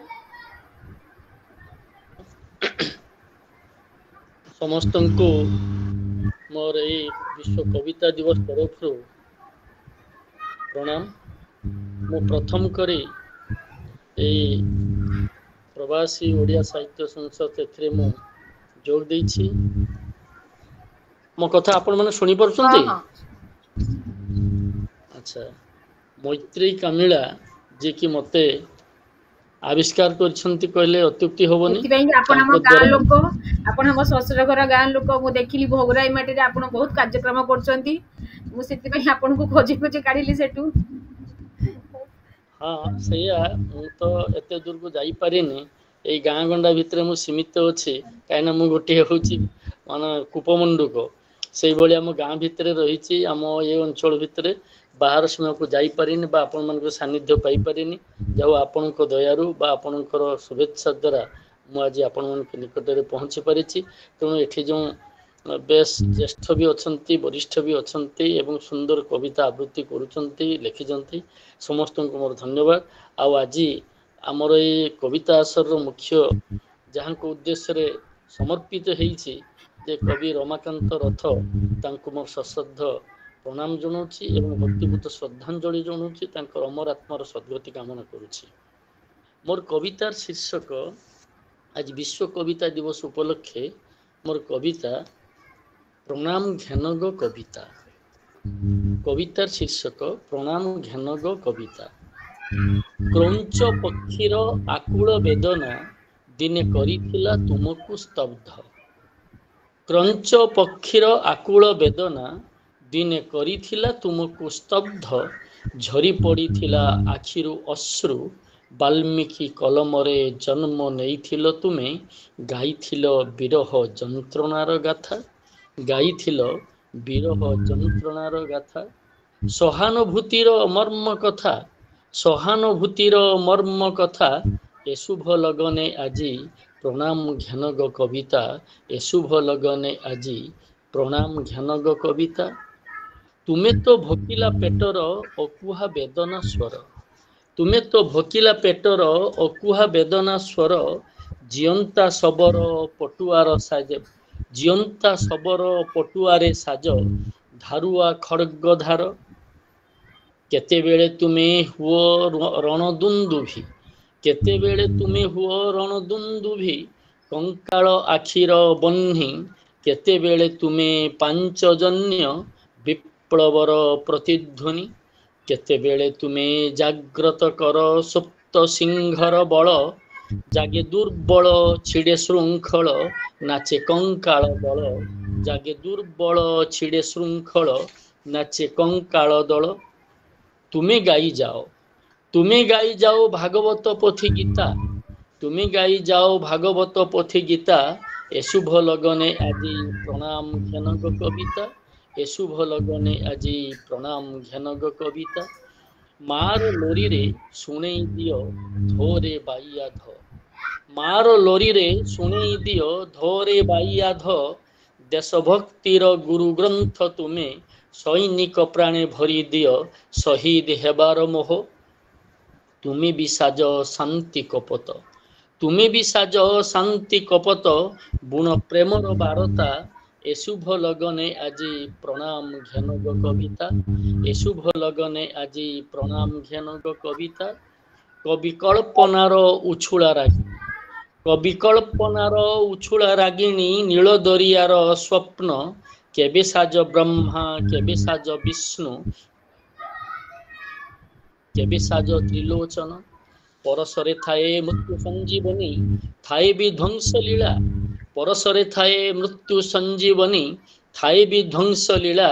केबे निस्व निसंग केबे निसंग पुणी केबे बांटी चाल भाईचारा।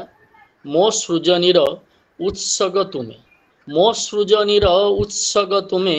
नूतन उषार सविता କେମିତି ବର୍ଣ୍ଣିବି ତୁମରି ମହିମା ମୁଦି ଯାଏ ମୋ ଆଖି ପତା କେମିତି ବର୍ଣ୍ଣିବି ତୁମରି ମହିମା ମୁଦି ଯାଏ ମୋ ଆଖି ପତା ଏ ଦିବ୍ୟ ଲଗନେ ଆଜି ପ୍ରଣାମ ଘେନ ଗ କବିତା ପ୍ରଣାମ ଘେନ ଗ କବିତା କବି କୂଳେ ଦିଅ ଆଶିଷ ବାରତା ତୁମ୍ଭେ ସାଥୀ କରି ହୁଅନ୍ତୁ ଜଗତ ଜିତା ଏ ଦିବ୍ୟ ଲଗନେ ଆଜି ପ୍ରଣାମ ଘେନ ଗ କବିତା ଏ ଦିବ୍ୟ ଲଗନେ ଆଜି ପ୍ରଣାମ ଘେନ ଗ କବିତା ଧନ୍ୟବାଦ ଜୟ ଜଗନ୍ନାଥ ବହୁତ ବହୁତ ବଢିଆ ଲାଗିଲା ବହୁତ ସୁନ୍ଦର ବହୁତ ବଢିଆ ପ୍ରଣାମ ଘେନଗ କବିତା ବହୁତ ସୁନ୍ଦର ଆପଣଙ୍କ ପାଇଁ ଗୋଟେ ପଦ ପୁଣ୍ୟାତ୍ମା ଗୋପବନ୍ଧୁଙ୍କର ଜଗତ ସରସୀ ଉତ୍କଳ କମଳ ତା ମଧ୍ୟରେ କେଶର ପୁଣ୍ୟ ନୀଳାଚଳ ପଣ୍ଡିତ ଗୋପବନ୍ଧୁ ଦାସଙ୍କର ପଂକ୍ତି ବର୍ତ୍ତମାନ ପୁଣି ଆଗକୁ ବଢିବା ରଶ୍ମି ମହାପାତ୍ର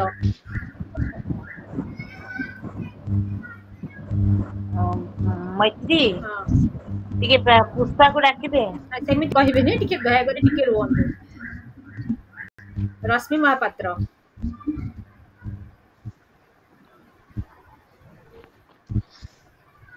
କାହ୍ନୁଚରଣ ସାହୁ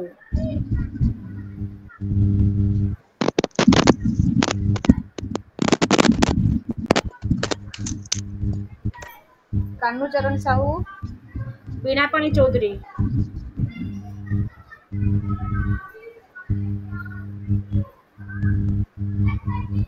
ବୀଣାପାଣି ଚୌଧୁରୀ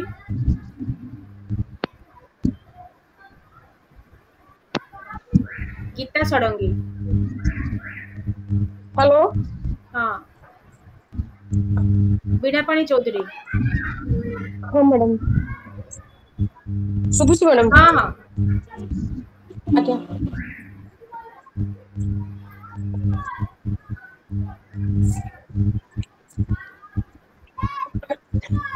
ସମସ୍ତଙ୍କୁ ମୋର ସରସ୍ୱତ ପ୍ରଣାମ ବରିଷ୍ଠ ବିଶିଷ୍ଟ କବି ସ୍ୱର୍ଗତ ରମାକାନ୍ତ ରଥଙ୍କ ଅମ୍ଳାନ ଆତ୍ମାର ସଦ୍ଗତି ନିମନ୍ତେ ମୋର ଭକ୍ତିପୂତ ଶ୍ରଦ୍ଧାଞ୍ଜଳି ଆଜି ବିଶ୍ୱ କବିତା ଦିବସ ଅବସରରେ ବିନା ତୁମ ମୁହଁ ଦିଶୁନି ଭିଡିଓ ଅନ୍ କର ଅପା ପ୍ରଣାମ ପ୍ରଣାମ ଭିଡିଓ ଅନ୍ କରିବି ଗୋଟେ ସେକେଣ୍ଡ ଖାଲି ମୁଁ ଅଫିସରୁ ଆସିକି ସବୁ ପାଲଟି ଦେଇଛି ଗୋଟେ ସେକେଣ୍ଡ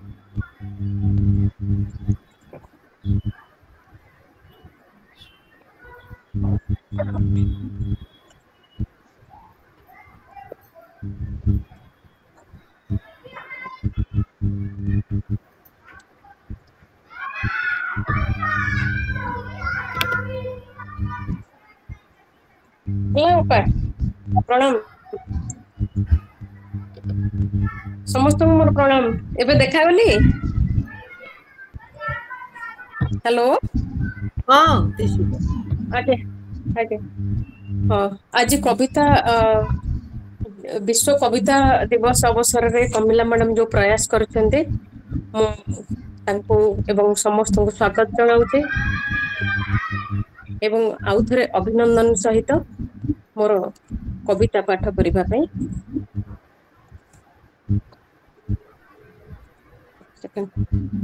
ଟିକେ ଯୋଡି ହେବେ ଆସରକୁ ଆଗକୁ ନଉଛି କବିତାର କବିତା ଦିବସରେ ମୋର ମଧ୍ୟ କବିତାର ଶୀର୍ଷକ କବିତାର ଉପତ୍ୟକା ଯୋଡିଲେ ମୁଁ କହିବି ହେଲା ଟିକେ ସାଙ୍ଗେ ସାଙ୍ଗେ କବିତା ଲେଖ ଏତେ ବାଧ୍ୟକର କେମିତି ଗୋଟେ ଶିଶୁର ଅଳିଠୁ ବି ଅଧିକତର ମୁଁ କଣ ଯେ ଲେଖିବି କାହାକୁ ଲେଖିବି ସେ ବି ମୁଁ ଅଜ୍ଞାନ ମୁଁ ନିଜେ ଗୋଟେ କବିତା ହୃଦୟର ସ୍ପନ୍ଦନ ଗୋଟେ କବିତା ନିଶ୍ୱାସରେ କବିତା ଚାହାଣୀରେ କବିତା ସ୍ୱରରେ କବିତା ସ୍ମିତହାସ୍ୟରେ କବିତା ମୋର ପ୍ରତିଟି କଥାରେ ଯେ ମୋ ନାଭିକ ମୂଳରେ ଅବ୍ୟକ୍ତ କବିତାର ସ୍ରୋତ କେତେ କବିତା ଲେଖି ହେଇଯାଏ ଅଙ୍ଗୁଳି ମୁଦ୍ରାରେ ଚମ୍ପକର କଳି କବିତାର ଛନ୍ଦ ତୋଳି ଶହ ଶହ ଭରିଦିଏ ଦେହର ବର୍ଣ୍ଣାଳୀ ମୁଁ ଚାଲିଗଲେ ପାଦ ଚିହ୍ନରେ ଫୁଟି ଉଠେ କବିତାର ଫୁଲ ମୁଁ ଶୋଇଗଲେ କବିତା ମାନେ ଶୋଇଯାଆନ୍ତି ନିଶବ୍ଦରେ ମୁଁ ଶୋଇଗଲେ କବିତା ମାନେ ଶୋଇଯାଆନ୍ତି ନିଶବ୍ଦରେ ତଥାପି ସମସ୍ତ ପ୍ରଚେଷ୍ଟା ସତ୍ତ୍ୱେ ନିଶିଦିନ ସରିଗଲେ ବି ତାକୁ ମୁଁ ପଢି ପାରୁନି, ଲେଖି ପାରୁନି କି ସାଉଁଟି ବି ପାରୁନି। ସେ ମୋର କୁନି ପୁଅ ପରି ଶବ୍ଦ ଗୁଡାକ ହାତ ମୁଠାରୁ ବାହାରି ଯାଆନ୍ତି ବୋଲି କାଗଜର ଶେଯରେ ଶୋଇପାରନ୍ତି ନାହିଁ। ଯାହାକୁ ନ ଶୁଣିଲେ ନ ଦେଖିଲେ ଶୂନ୍ୟତାର ଶୋଷରେ ଛଟପଟ ହୁଏ, ସେ ହିଁ ମୋର କବିତା। ଧନ୍ୟବାଦ। ବନ୍ଦେ ଉତ୍କଳ ଜନନୀ। ବହୁତ ସୁନ୍ଦର ଆପଣଙ୍କ କବିତା। ଆପଣଙ୍କ ପାଇଁ ଦିଟା ଲାଇନ କହିବି। କାନ୍ତ କବି ଲକ୍ଷ୍ମୀକାନ୍ତ ମହାପାତ୍ରଙ୍କର ତୋର ସେବା ହେବ ମୋର ସ୍ୱର୍ଗର ସରଣୀ, ତୀର୍ଥମୟୀ ମା ମୋର ଉତ୍କଳ ଜନନୀ। ବର୍ତ୍ତମାନ ଆମେ ଗୋଟେ ଘୋଷଣା କରିବୁ। ପାରମିତା ଷଡଙ୍ଗୀ ଅଛନ୍ତି କି? ପାରମିତା ପାରମିତା ଷଡଙ୍ଗୀ ଶୁଣି ପାରୁଛ? ଠିକ ଅଛି, ବେଟି ଆଗକୁ ଯିବା। ଗୀତା ଷଡଙ୍ଗୀ କବିତା ପଢନ୍ତୁ।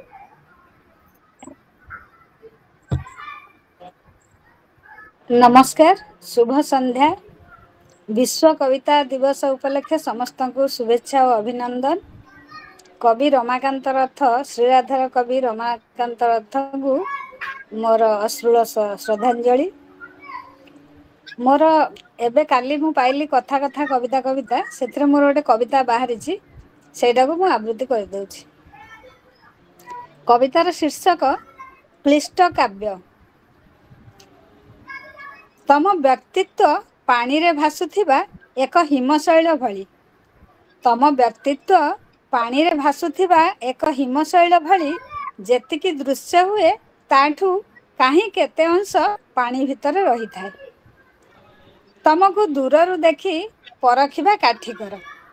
ତମକୁ ଦୂରରୁ ଦେଖି ପରଖିବା କାଠିକର, ପାଖକୁ ଗଲେ ଧକ୍କା ତ ନିଶ୍ଚିତ। ଉତ୍ତପ୍ତ ତରଳ ଲାଭା କିଛି ବାହାରି ଆସିବ, ତା ସହିତ ତମର କିଛି ଗୁପ୍ତ ତଥ୍ୟ। ତଥାପି ବୁଝି ହେବନି ତମ ଅନ୍ତଃସ୍ୱର। ତଥାପି ବୁଝି ହେବନି ତମ ଅନ୍ତଃସ୍ୱର, ନା ତମେ ବୁଝିପାରିବ ଅନ୍ତରକୁ ମୋର। ଧକ୍କାରୁ ଉତ୍ପନ୍ନ ହେବ ଯେଉଁ ଚେନାଏ ଆଲୋକ, ତାକୁ ଘେରିଯିବେ ଦଳେ ଝଡ଼ି ପୋକ।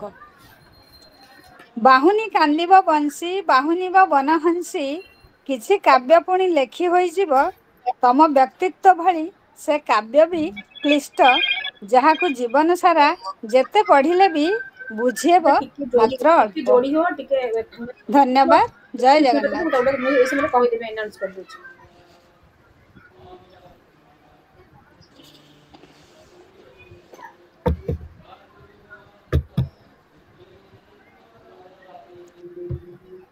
ଧନ୍ୟବାଦ ଗୀତା ନାନୀ, ବହୁତ ସୁନ୍ଦର କବିତା। ଆପଣଙ୍କୁ ପୁଣି ଥରେ ଶୁଭେଚ୍ଛା ଜ୍ଞାପନ କରୁଛି, ଆପଣ କଥା କବିତା କବିତାରେ ପାଇଛନ୍ତି ବୋଲି। ବହୁତ ଶୁଭେଚ୍ଛା ଆପଣଙ୍କୁ।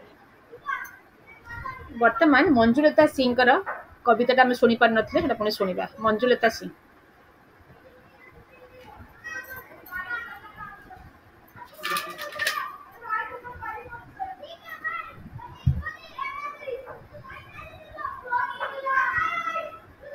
ମଞ୍ଜୁଲତା ସିଂ।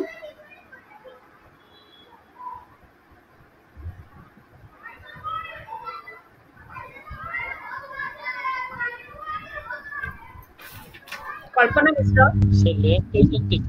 କଳ୍ପନା ମିଶ୍ର।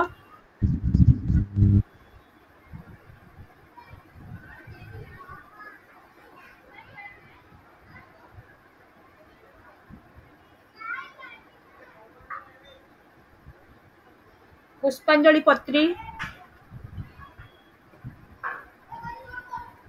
ପୁଷ୍ପାଞ୍ଜଳି ପତ୍ରୀ। ନମସ୍କାର, ମୋ କଥା ଶୁଭୁଛି? ସମସ୍ତଙ୍କୁ ଶୁଭ ସନ୍ଧ୍ୟା। ସମସ୍ତଙ୍କୁ ମୋର ସାରସ୍ୱତ ପ୍ରଣାମ। ଆଜି ଯାହାଙ୍କର ସ୍ମୃତିରେ এই ଆସୁରରେ ଆମେ ସମସ୍ତେ ଉପସ୍ଥିତ, ସେହି ପଦ୍ମଭୂଷଣ ପ୍ରାପ୍ତ ସ୍ୱର୍ଗତ ରମାକାନ୍ତ ରଥଙ୍କୁ ମୋର ଭକ୍ତିପୂତ ଶ୍ରଦ୍ଧାଞ୍ଜଳି ଜଣାଇ ମୁଁ ଆରମ୍ଭ କରୁଛି ମୋର ଆଜିକାର କବିତା। ମୋର ଆଜିକାର କବିତାର ଶୀର୍ଷକ କଣ୍ଟା ବରଗଛ। ମୋ ଦେହରେ ଅଛି ଶାଖା ଓ ପ୍ରଶାଖା, नीरवी निस्तब्धि जाई शुभु नाही आजी काकळीर शब्द पासे केही बसु नाही समय जाइछि स्मृति साइतिछि नाही मोर पुष्प फल मधुप आसुनी मनी कटे आउ चुंबिबाकु मुख बातायन आजी सादी अछि मोर साहे होई आशा बाड़ी चक्षु मुर साजे दिग बारेणी जे अतीतकु स्मरी स्मरी सुदूररू देखे निराशा मनरे गगनर शोभा राशि प्रस्फुटित हुए ग्रह ओ नक्षत्र उज्ज्वलित करे निशी सुदूररू देखे नील मध्य रही मा पक्षी परिवारे किपरि लभुची आत्मतृप्ति से जे आपणा लुकुर मेले झाऊ गछटार साई साई शब्द विकटाळ करे मन तोपरी भी दिने हसुथिली मुई बीती जाइछि से दिन मन लोभा मोर रूपकांति पाई आदरू थिले समस्ते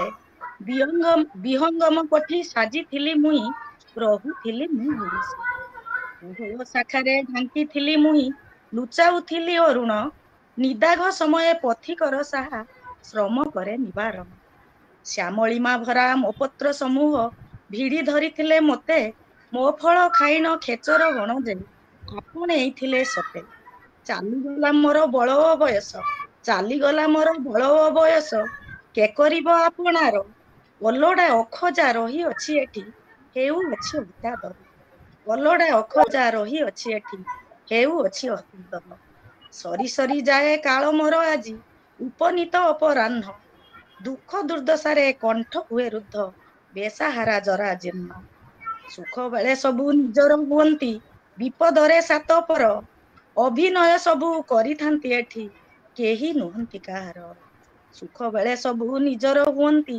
विपदरे सात पर अभिनय सबु करिथांती एठी केही नुहंती काहार धन्यवाद समस्त बहुत बढ़िया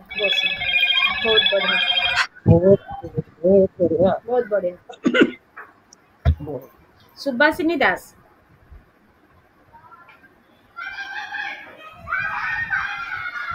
सुभाषिनी दास पारमिता षडंगी पारमिता षडंगी हाँ मैत्री मु मोर कविता ओडिया रे पढ़ीबी कि हिंदी रे पढ़ीबी ठीक है मुझे घोषणाटा कर दिए तापर तुम पढ़िबो अच्छा ओके ओके ठीक अछि वर्तमान मु गोटे घोषणा करे जो गोटा विशेष सूचना दिया चाहूची जे वर्तमान आपण देखछन्ती पारमिता षडंगी से महाराष्ट्र हिंदी साहित्य एकाडेमी रु पुरस्कृत होइछन्ती तेणु प्रवासी उत्कल साहित्य संस्था तरफ बहुत बहुत शुभेच्छा करताली दे स्वागत जणाइबा पारमिता षडंगी आम सहित डॉक्टर देवाशीष महापात्र विजयलक्ष्मी पटनायक शुभेच्छा पारमिता शुभेच्छा तुमको अभिनंदन थैंक यू अपा डॉक्टर देवाशीष महापात्र समस्त को बहुत बहुत धन्यवाद पारमिता निजे गोटे कविता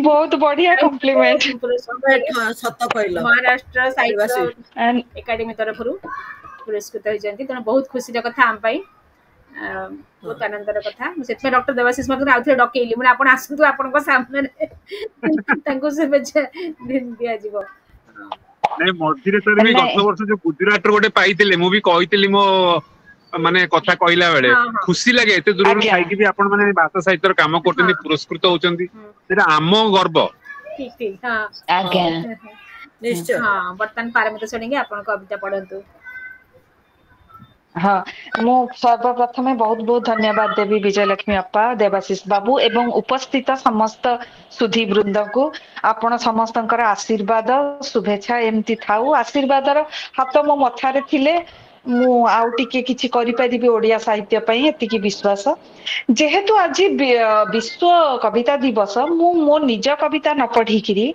पंजाब रो कवि अमरजीत कौंकेंकर गोटे कविता पढ़िया पई चाहूची जहाकु मु ओडिया रे अनुवाद करथिली जदि मैत्री परमिशन देबे ताले मु अनुवाद कविता गोटे पढ़ीबी मैत्री अनुवाद कविता अरे बढ़िया ओके बहुत बहुत धन्यवाद कवितार ना विश्वास एही ऋतुर अशुभता विरुद्ध रे मु एतिकी करिबी जे गमला रे काढी फिंगी देबी तुम कैक्टस को एवं एई माटी रे बुणीमी मु सूर्यमुखीर मंजी ତୁମେ ଦେଖିବ ଏଇ ମାଟିରେ ଯେଉଁଠି ଦିନେ ଉଠିଥିଲେ କଣ୍ଟକିତ କ୍ୟାକ୍ଟସ୍ ସେଇଠି ଉଠିବ ସୂର୍ଯ୍ୟମୁଖୀ ଏବଂ ଏହି ଅନ୍ଧକାର ରାତିରେ ଚେତନାର ବନ୍ଦ ଦ୍ୱାରକୁ ଠକ୍ ଠକ୍ କରି ଜାଗ୍ରତ କରାଇବା ପାଇଁ। ଏହି ଋତୁର ଅଶୁଭତା ବିରୁଦ୍ଧରେ ମୁଁ ଏତିକି କହିବି ଯେ ମୋ ଘରେ କୋଇଲି ରଖିବି ଯାହାର ସ୍ୱର ଖବରର କଳା ଅକ୍ଷର ସହ ଧକ୍କା ହେବ। ମୁଁ ନିଶ୍ଚିତ ହେବି ଯେ ସେ ବିଜୟୀ ହେଇ ଫେରିବ। ଏଇ ଋତୁର ଅଶୁଭତା ବିରୁଦ୍ଧରେ ଶିଶୁଙ୍କ ହାତରେ ବଂଶୀ ଓ ବହି କରିଦେବି, ଖାଲି ବହି କିଣିଦେବି, ଖାଲି ଏତିକି କରିବି। ମୁଁ ଏଇ କବିତାଟା ଏଇଥିପାଇଁ ବାଛିଲି ଯେ ସେ ୟାଠୁ ବଳି ଆଉ ବଢିଆ କବିତା ଆଉ କଣ ଆଜି ଭଳି ଦିନରେ ହବ। ଶିଶୁଙ୍କ ହାତରେ ବଂଶୀ ଆଉ ବହି ଦେବେ। ବହୁତ ବଢିଆ କବିତା ଏଇଟା। ବହୁତ ବହୁତ ଧନ୍ୟବାଦ। ଏବେ ଗୋଟେ ତୁମର କବିତାଟା ଗୋଟେ ପଢ। ମୁଁ ମୋର ବି ପଢିବି ଗୋଟେ। ଓଡିଆରେ ପଢିବି। ଆଉ ଓଡିଆ ପଢିବି କି ହିନ୍ଦୀ? ଓଡିଆ ପଢିବି? ପଢ କି ହିନ୍ଦୀ ପଢ, କୋଉଟା ପଢ। ଆଜି ତ କବିତା ଦିବସ ଆଉ। ହଉ ଗୋଟେ ଓଡିଆ ପଢିଲେ ଗୋଟେ ହିନ୍ଦୀ ପଢି ଦଉଛି ତାହେଲେ ଆଉ।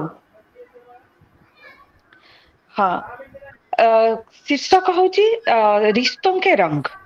सपनों से भरे मेरे आसमान में एक ही चंदा और 2 सितारे।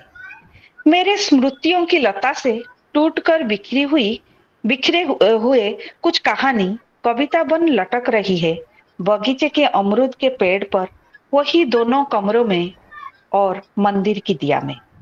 यहाँ में एक ही चंदा मेरा एक ही भाई और 2 सितारे मेरी दोनों बहनें को ये पोएम डेडिकेट है। मेरे बगीचे में एक लंबा नारियल का पेड़ खड़ा है सर उठाकर, बिल्कुल पिताजी के जैसा। वो जो आम का पेड़ है ना, वो तो अपने आंचल को फैलाए रोक रहा है कुछ जानी अनजानी आंधी तूफानों को। उसके पत्तों के पीछे चमकते हैं वो 2 सितारे। एक लंबे नारियल पेड़ की पत्तों की ओट से लुका छुपी खेलता है चंद्रमा। परछाई डरती है अंधेरे को देखकर। सुख दुख के तराजू में रिश्तों का जुड़ना बिछड़ना, बीते दिनों की यादों में बंधे हुए गुड्डे गुड्डी का घर। अभी तक पुराने बक्से में संभाल कर रखी हुई है मेरी छोटी बहन की चूड़ी कानों की बाली। सूरज फुटकार मारता है रंगों को, उस रंगों को समेटकर हमने कर दिए हैं हस्ताक्षर। सूरज फुटकार मारता है रंगों को, उस रंगों को समेटकर हमने कर दिए हैं हस्ताक्षर। एक अनजानी संधि में पूरा जीवन बंधे रहने को। धन्यवाद। पारमिता को पई गोटे पंक्ति कहबी। मुट्ठी में कुछ सपने लेकर भरकर जेबों में आशाएं, दिल में अरमान कुछ कर जाए। पारमिता सोलंकी तुम पर। बहुत बढ़िया, थैंक यू। वर्तमान प्रवीणा परिडा, डॉक्टर प्रवीणा परिडा।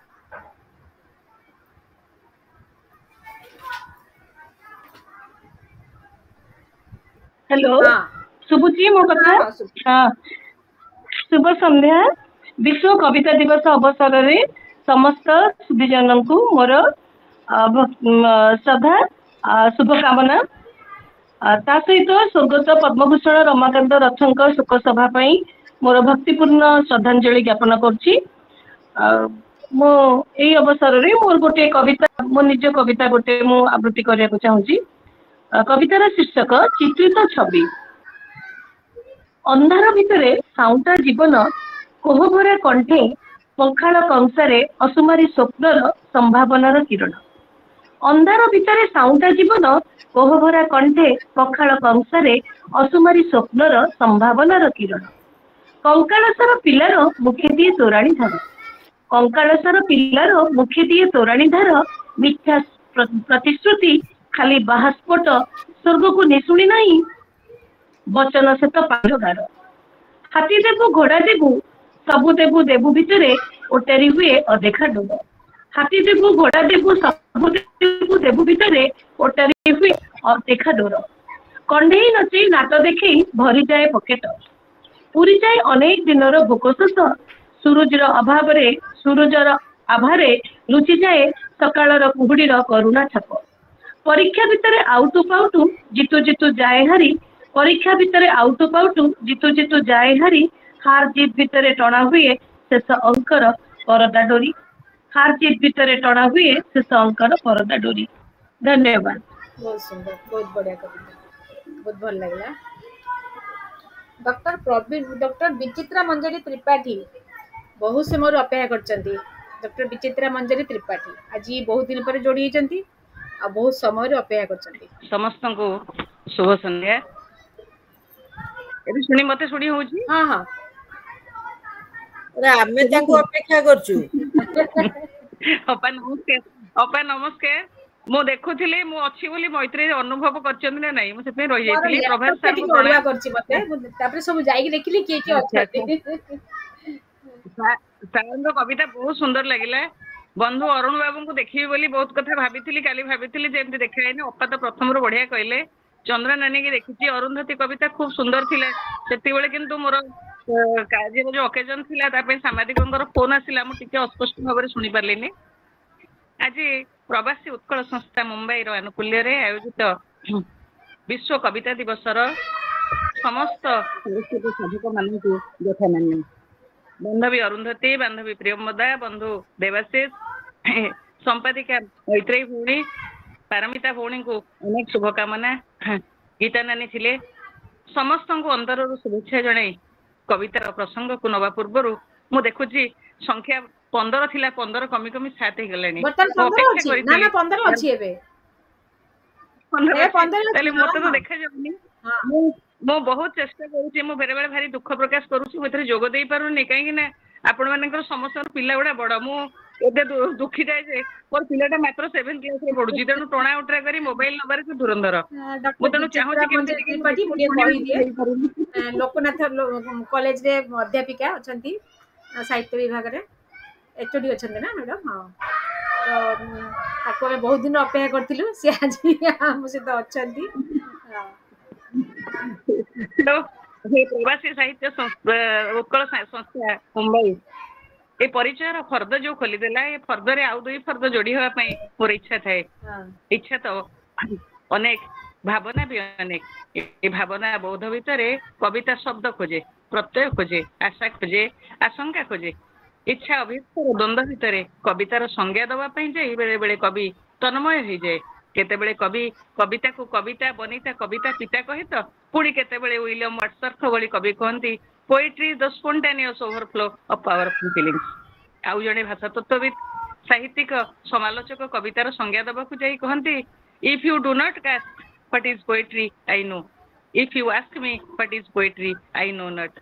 तेणु कवितार संज्ञा कविता निजे मने पड़े कवितार गोटे संज्ञा कविता तो निजे ऋतुचक्र केबे झरे केबे झुरे केबे पुणी तताए मताए कला कान्हू परिसीए राधिका गोपिका केउ कौशल करी एका बेले भिन्ने बागे चाहे। तेणु कवितार दृष्टि कवितार दिगंत कवितार स्थिति कवितार गति कवितार प्रवृत्ति भितरे कवितार संज्ञा निरापण करने भारी काठिकर पाठ। यही काठिकर पाठ भितरे जो जो बरेण्य कवि साधक चंद्रमार चूड़ी ठारू मौनावतीर आग्रह पर्यंत कवितार स्रष्टा लंठन जनराती अनंत शयन भली कविता को जीवंत करिसंती जे मास्टराणी दिग्विजय अतिथि सत्कार माधवीर 35तम जन्म दिवस को रूप देइछंती सेही रूपकार बिन्धाणी स्वर्गत रमाकांत रथंक पाद तले कोटि कोटि प्रणाम। हे विदेही आत्मा आपण तो निश्चित भावे स्वर्गवासी होइथिबे तथापि आपणकर साहित्य साधना भितरे कवितार शब्द भितरे कवितार रूप भितरे ए साहित्य सारस्वत जगत को आहुरी समृद्ध करने पई आशीर्वाद करंतु। आज ए महार्घ बेला रे सकाळे मु विश्व कविता दिवस पालन करी आसी मैत्री को फोटो पठेला बेले देखिली प्रवासी उत्कल संस्थार आज अधिवेशन एथिरे जोग देई मु निजको गौरवान्वित मने करूची सुजोग पाउनी जेबे मिलुची सुजोग की हाथ जोड़ा के करिवो। तेणु कविता मो निज कविता न पढ़ी आज से सारस्वत साधक स्वर्गत रमाकांत रथंकर चित्र प्रतिमा कविताटी को पाठ करूची। कांथरे हठात उज्ज्वल आलोक किछि देखागला कांथरे हठात उज्ज्वल आलोक किछि देखागला सेबे कृष्णकाय स्तंभ परि मो घर को पसिली घरर नानादी कोणरे नाना ध्वंसावशेष ओ केते जे वक्तव्य केते स्मृति प्रत्येक रे आस्ते आस्ते से आलोक परिणत हैला। हाडुआ मुहरे ताहा दिसे बहु दूरे पुणी दिसे निकटरे कान पाखे फुसफुस करी कहूची जे देख देख ऋतु बदलिला देख ऋतु बदलिला आहुरी अनेक कथा तार अबोध्य भाषा रे। अतर्कित आक्रमण ଅତର୍କିତ ଆକ୍ରମଣ, ଝରକାର ସେ ପାଖରୁ ମଲ୍ଲି ଫୁଲ ବାସ୍ନାର ଓହି ଭଙ୍ଗାରୁଜା ସହରର ଦୁଗ୍ଧ ଫେନ ନିଭ ଶୈଶବର ବହୁଦିନ ହଜିଥିବା ଅନ୍ତରଙ୍ଗତାର ଫେରିବାର ପାଦ ଚିହ୍ନ ଓଦାବାଲି ଉପରେ ଦିଶେ। କେଉଁ ଏକ ଶତାବ୍ଦୀର କେଉଁ ଏକ ମୁହୂର୍ତ୍ତରେ କେଉଁ ଏକ ଅରଣ୍ୟରେ ଶୁଣାଯାଏ କେଉଁ ଏକ ସନ୍ନ୍ୟାସୀର ସୁର। କୋଠରୀ ଗୋଟାକ ଜଳେ ମୁଁ ନିଜେ ତରଳେ, କୋଠରୀ ଗୋଟାକ ଜଳେ ମୁଁ ନିଜେ ତରଳେ, ମରିବା ଆରମ୍ଭ ହୁଏ ବର୍ଷ ପରେ ବର୍ଷ ବିତିଯାଏ, ରାସ୍ତା ସରି ସରି ଆସେ କୁହାଟରେ, ବାହାନରୁ ମୁଁ ଓହ୍ଲାଇ ତଳ ତୁମକୁ ଦେଖିବା ଲାଗି ମୋର ଆଖି ବୁଝିଦିଏ। ତୁମେ ଦିଶ ଯେଉଁପରି ଦେଖାଯାଏ ନିଜର ଅତୀତ, ନିଜର ଚିନ୍ତାର ଶବ୍ଦ ପରି ଶୁଭେ ତୁମ ସ୍ୱର। ତୁମେ ମୋ ଠାରୁ ବିଚ୍ଛିନ୍ନ କଲ ମୋର ସବୁ ସୁସ୍କୃତ ଦୁଷ୍କୃତ। ମୁଁ କେବଳ ଏକ ସ୍ରୋତ ବହିଯାଏ ତମରି ଆଡକୁ, ଜନ୍ମ ପୁନର୍ଜନ୍ମ ପିଲାଦିନ ବୁଢାଦିନ କିଛି ନାହିଁ, ଯେପରିକି ତମ ହସ ହସ ମୁହଁ ନାହିଁ, ଅଥଚ ମୁଁ ତମକୁ ଖୋଜୁଛି ତୁମକୁ। କେତେ ଆଚମ୍ବିତ କଥା ଚାହୁଁ ଚାହୁଁ ଘଟିଲା ସବୁଠୁ ଆଶ୍ଚର୍ଯ୍ୟ କଥା, ମୁଁ ଫେରିଗଲି ମୋ ଜନ୍ମର ପୂର୍ବ ସମୟକୁ। ସେତେବେଳେ ପୃଥିବୀ ନଥିଲା ପର୍ବତ ଗଛପତ୍ର ନଈନାଳ, ନା ନଥିଲା ଖାଲି ମୁଁ ଥିଲି ବିଶ୍ୱର ପ୍ରତି କୋଣେ।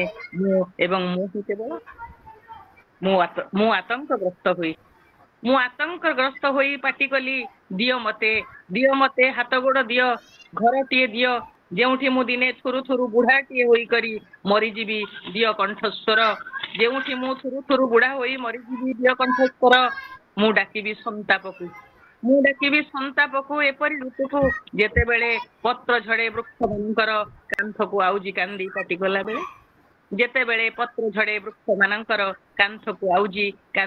କଲା ବେଳେ, ମୁଁ ହଠାତ୍ ଦେଖିଲି ଯେ ମୋର ହାତ ଅଛି, ମୁଁ ସେଥିରେ ତୁମକୁ ଅର୍ଥାତ୍ ତୁମ ଫଟୋକୁ ଛୁଉଁଛି। ତମେ ପୁଣି ହସୁଅଛ। ସେ ଘରର ଅନ୍ୟ ବଖରାରେ ଭଲ ପାଇବାଠୁ ଭଲ ନ ପାଇବା ଯାଏ ଲମ୍ବା ରାସ୍ତା ଚାଲି ଚାଲି ବସିଅଛି କ୍ଳାନ୍ତ ନାରୀଟିଏ। କବି ପଦ୍ମଭୂଷଣ ରମାକାନ୍ତ ରଥଙ୍କର ଏଇ ଚିତ୍ର ପ୍ରତିଭା କବିତା ପଢା ହଉଥିଲା। ମୁଁ ପଢିଲା ବେଳେ ସେ କବିତାଟାକୁ ପଢିଲା ବେଳେ ଭାବୁଥିଲି, ଆକୁ ମୁଁ ପଢିବି ନା ଚନ୍ଦ୍ରମାର ଚୁଡ଼ି ପଢିବି।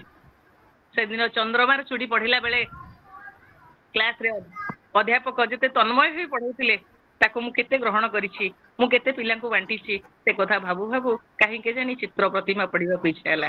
ତେଣୁ ଚିତ୍ର ପ୍ରତିଭାର କବି ସ୍ୱର୍ଗତ ରମାକାନ୍ତ ରଥଙ୍କୁ ଅଶ୍ରୁର ଶ୍ରଦ୍ଧାଞ୍ଜଳି ଜଣାଇବା ସହିତ ଆଜି ପ୍ରବାସୀ ଉତ୍କଳ ସଂସ୍ଥା ମୁମ୍ବାଇ ଅନୁକୂଲ୍ୟରେ ଆପଣମାନଙ୍କୁ ଭେଟିବାର ସାରସ୍ୱତ ସୁଯୋଗ ଦେଇଥିବାରୁ ମୈତ୍ରୀ କମିଲାଙ୍କୁ ଧନ୍ୟବାଦ ଦେଇ ମୋ ବକ୍ତବ୍ୟକୁ ବିରାମ ଦେଉଛି। ବନ୍ଦେ ଉତ୍କଳ ଜନନୀ। ଏଇ କବିତା ସେମିତି ଚିର ଜାଜଲ୍ୟମାନ ହୋଇ ରହିଥାଉ। କବିତାର ଜୟଯାତ୍ରା ଆଗକୁ ଯାଉ, ବହୁତ ଆଗକୁ ଯାଉ। ଧନ୍ୟବାଦ। ଆପଣଙ୍କ ଭଳି ଗୋଟେ ବହୁମୁଖୀ ପ୍ରତିଭା ଯଦି ସାଙ୍ଗରେ ଥିବେ, କବିତା ନିଶ୍ଚୟ ଆଗକୁ ଯିବ, ଏଥିରେ ସନ୍ଦେହ ନାହିଁ। ଆପଣଙ୍କ ପାଇଁ ଗୋଟେ ପଂକ୍ତି। ଉତ୍କଳ ତନୟେ ଦିଅ ନବବଳ, ଉତ୍କଳ ପାଦପେ ରସମୟ ଫଳ, ଉତ୍କଳ ସରିତେ ପବିତ୍ର ଜୀବନ, ଉତ୍କଳ କାନନେ ସ୍ୱର୍ଗୀୟ କୁସୁମ, ଉତ୍କଳ ଆକାଶେ ନବଯଶ ରବି, ଉତ୍କଳ ପ୍ରକୃତି ଧରୁ ନବ ଛବି। ଗୋପବନ୍ଧୁଙ୍କର ରଚିତ ଏ ପଂକ୍ତି ଆପଣଙ୍କ ପାଇଁ। ବର୍ତ୍ତମାନ ବୋଧେ ପ୍ରାୟ ସମସ୍ତଙ୍କର କବିତା ସରିଗଲାଣି, ପଢିବା ବେଳେ ସମସ୍ତଙ୍କ ସରିଗଲାଣି ଯାହା ଲାଗୁଛି। ଆଉ କେହି ଅଛନ୍ତି କବିତା ପଢିବା ପାଇଁ? ବୋଧେ ଆଉ କେହି ନାହାନ୍ତି। ଏବେ ମୁଁ ମୋର କବିତା ପଢୁଛି। କବିତାର ଶୀର୍ଷକ କବିତା। ଶବ୍ଦ ଓ ଆବେଗ ସହ ତରଙ୍ଗାୟିତ ଜୀବନର ସ୍ୱର, ସମୟ ସମାଜର ପ୍ରତିବିମ୍ବ, ନୀରବ ସବୁଜ ସମ୍ଭାବନାମୟ ଲେଖନୀର ଦୃଢ଼ତା ଭିତରେ ମୁଠାଏ ତାଜାପଣର ବାସ୍ନା ହିଁ କବିତା। ଯୋଗୀ ଋଷି ସମ ଶୀତଳ ପବିତ୍ର, ଭାବ ଭାଷାର ଅପୂର୍ବ ସମନ୍ୱୟ, ବହୁବିଧ ଗଠନ ପ୍ରବଣତା, ପ୍ରାଣ ପ୍ରାଚୁର୍ଯ୍ୟର ଅପୂର୍ବ ସମାହାର, ରାଗ ଅନୁରାଗ ଇଚ୍ଛା ଅନିଚ୍ଛା ଭିତରେ ଜୀବନର ଜହ୍ନରାତି କବିତା। କେତେବେଳେ ଫୁଲ ପାଖୁଡ଼ା, ନଈ ଝରଣାର କୁଳୁ କୁଳୁ ଶବ୍ଦ, ପୁଣି କେତେବେଳେ ସମୟର ଝୁଣ୍ଟି ପଡ଼ିବାର ଅସହାୟତାପଣର ନିଃଶବ୍ଦ ଯନ୍ତ୍ରଣା। କେତେବେଳେ ମାଟି ବାସ୍ନାରେ ବିଭୋର ଜୀବନର ସାତ ରଙ୍ଗ, ପୁଣି ନିରାଶା ନିସ୍ତରଙ୍ଗ ଜୀବନର ଆଲୋଡ଼ନରେ ମହକେ କବିତା। ସେ ପୁଣି ବଞ୍ଚି ରହେ ବସନ୍ତର ଅଳ୍ପ ଆୟୁଷରେ, ଫଗୁଜରା ଫଗୁଣରେ, ଧୁ ଧୁ ଖରାବେଳର କୃଷ୍ଣଚୂଡ଼ାର ରାଜୁତିରେ, ଦୋହଲି ଯାଉଥିବା ବିଶ୍ୱାସର ମାଟିପୁଟ ଲଗା ଭରସାପଣରେ। ବିଶ୍ୱ କବିତା ଦିବସରେ ପୁଣି ଥରେ ଶୁଭେଚ୍ଛା। ଧନ୍ୟବାଦ। କାର୍ଯ୍ୟକ୍ରମ ବଢିଆ ବଢିଆ। ବହୁତ ସୁନ୍ଦର। ଶେଷରେ ଏକଦମ କ୍ଷୀରି ପରିସିଲା ଭଳିଆ କମଳା ମ୍ୟାଡାମଙ୍କ କବିତାଟେ ପୁରା ଏକଦମ ପୁରା ମିଠା ମିଠା ଆୱାଜ ଦେଇଛି। ଆଜି ସମସ୍ତେ ଯୋଡି ହେଲେ। ବହୁତ ଦିନ ବିଜୟଲକ୍ଷ୍ମୀ ଅପାଙ୍କୁ ଆମେ ଅପେକ୍ଷା କରିଥିଲୁ। ସେ ଯୋଡି ହେଲେ ବୀଣାପାଣି ଚୌଧୁରୀ, ପାରମିତା ଷଡଙ୍ଗୀ, ବିଚିତ୍ରା ତ୍ରିପାଠୀ, ପ୍ରଭାତ କୁମାର ଆଚାର୍ଯ୍ୟ, ପ୍ରବୀଣା, ସମସ୍ତେ ଆଜି ଯୋଡି ହେଲେ। ବହୁତ ଖୁସି ଲାଗିଲା। ସମସ୍ତଙ୍କୁ ବହୁତ ବହୁତ ଧନ୍ୟବାଦ।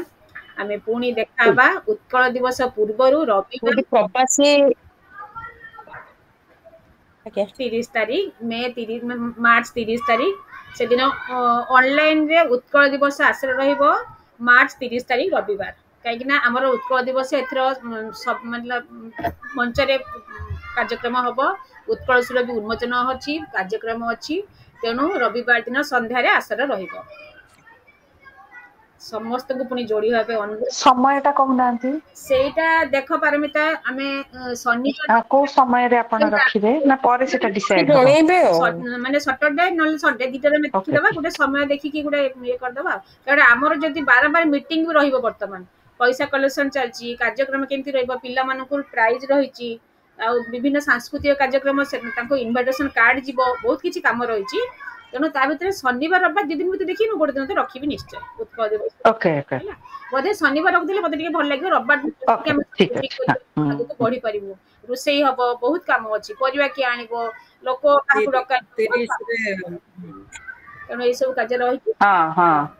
ତେଣୁ ଚେଷ୍ଟା କରିବା ଆସିବା ପାଇଁ। ଆମେ ଆଜିର କାର୍ଯ୍ୟକ୍ରମ ଏଇଠି ସମାପ୍ତ। ଠିକ ଅଛି।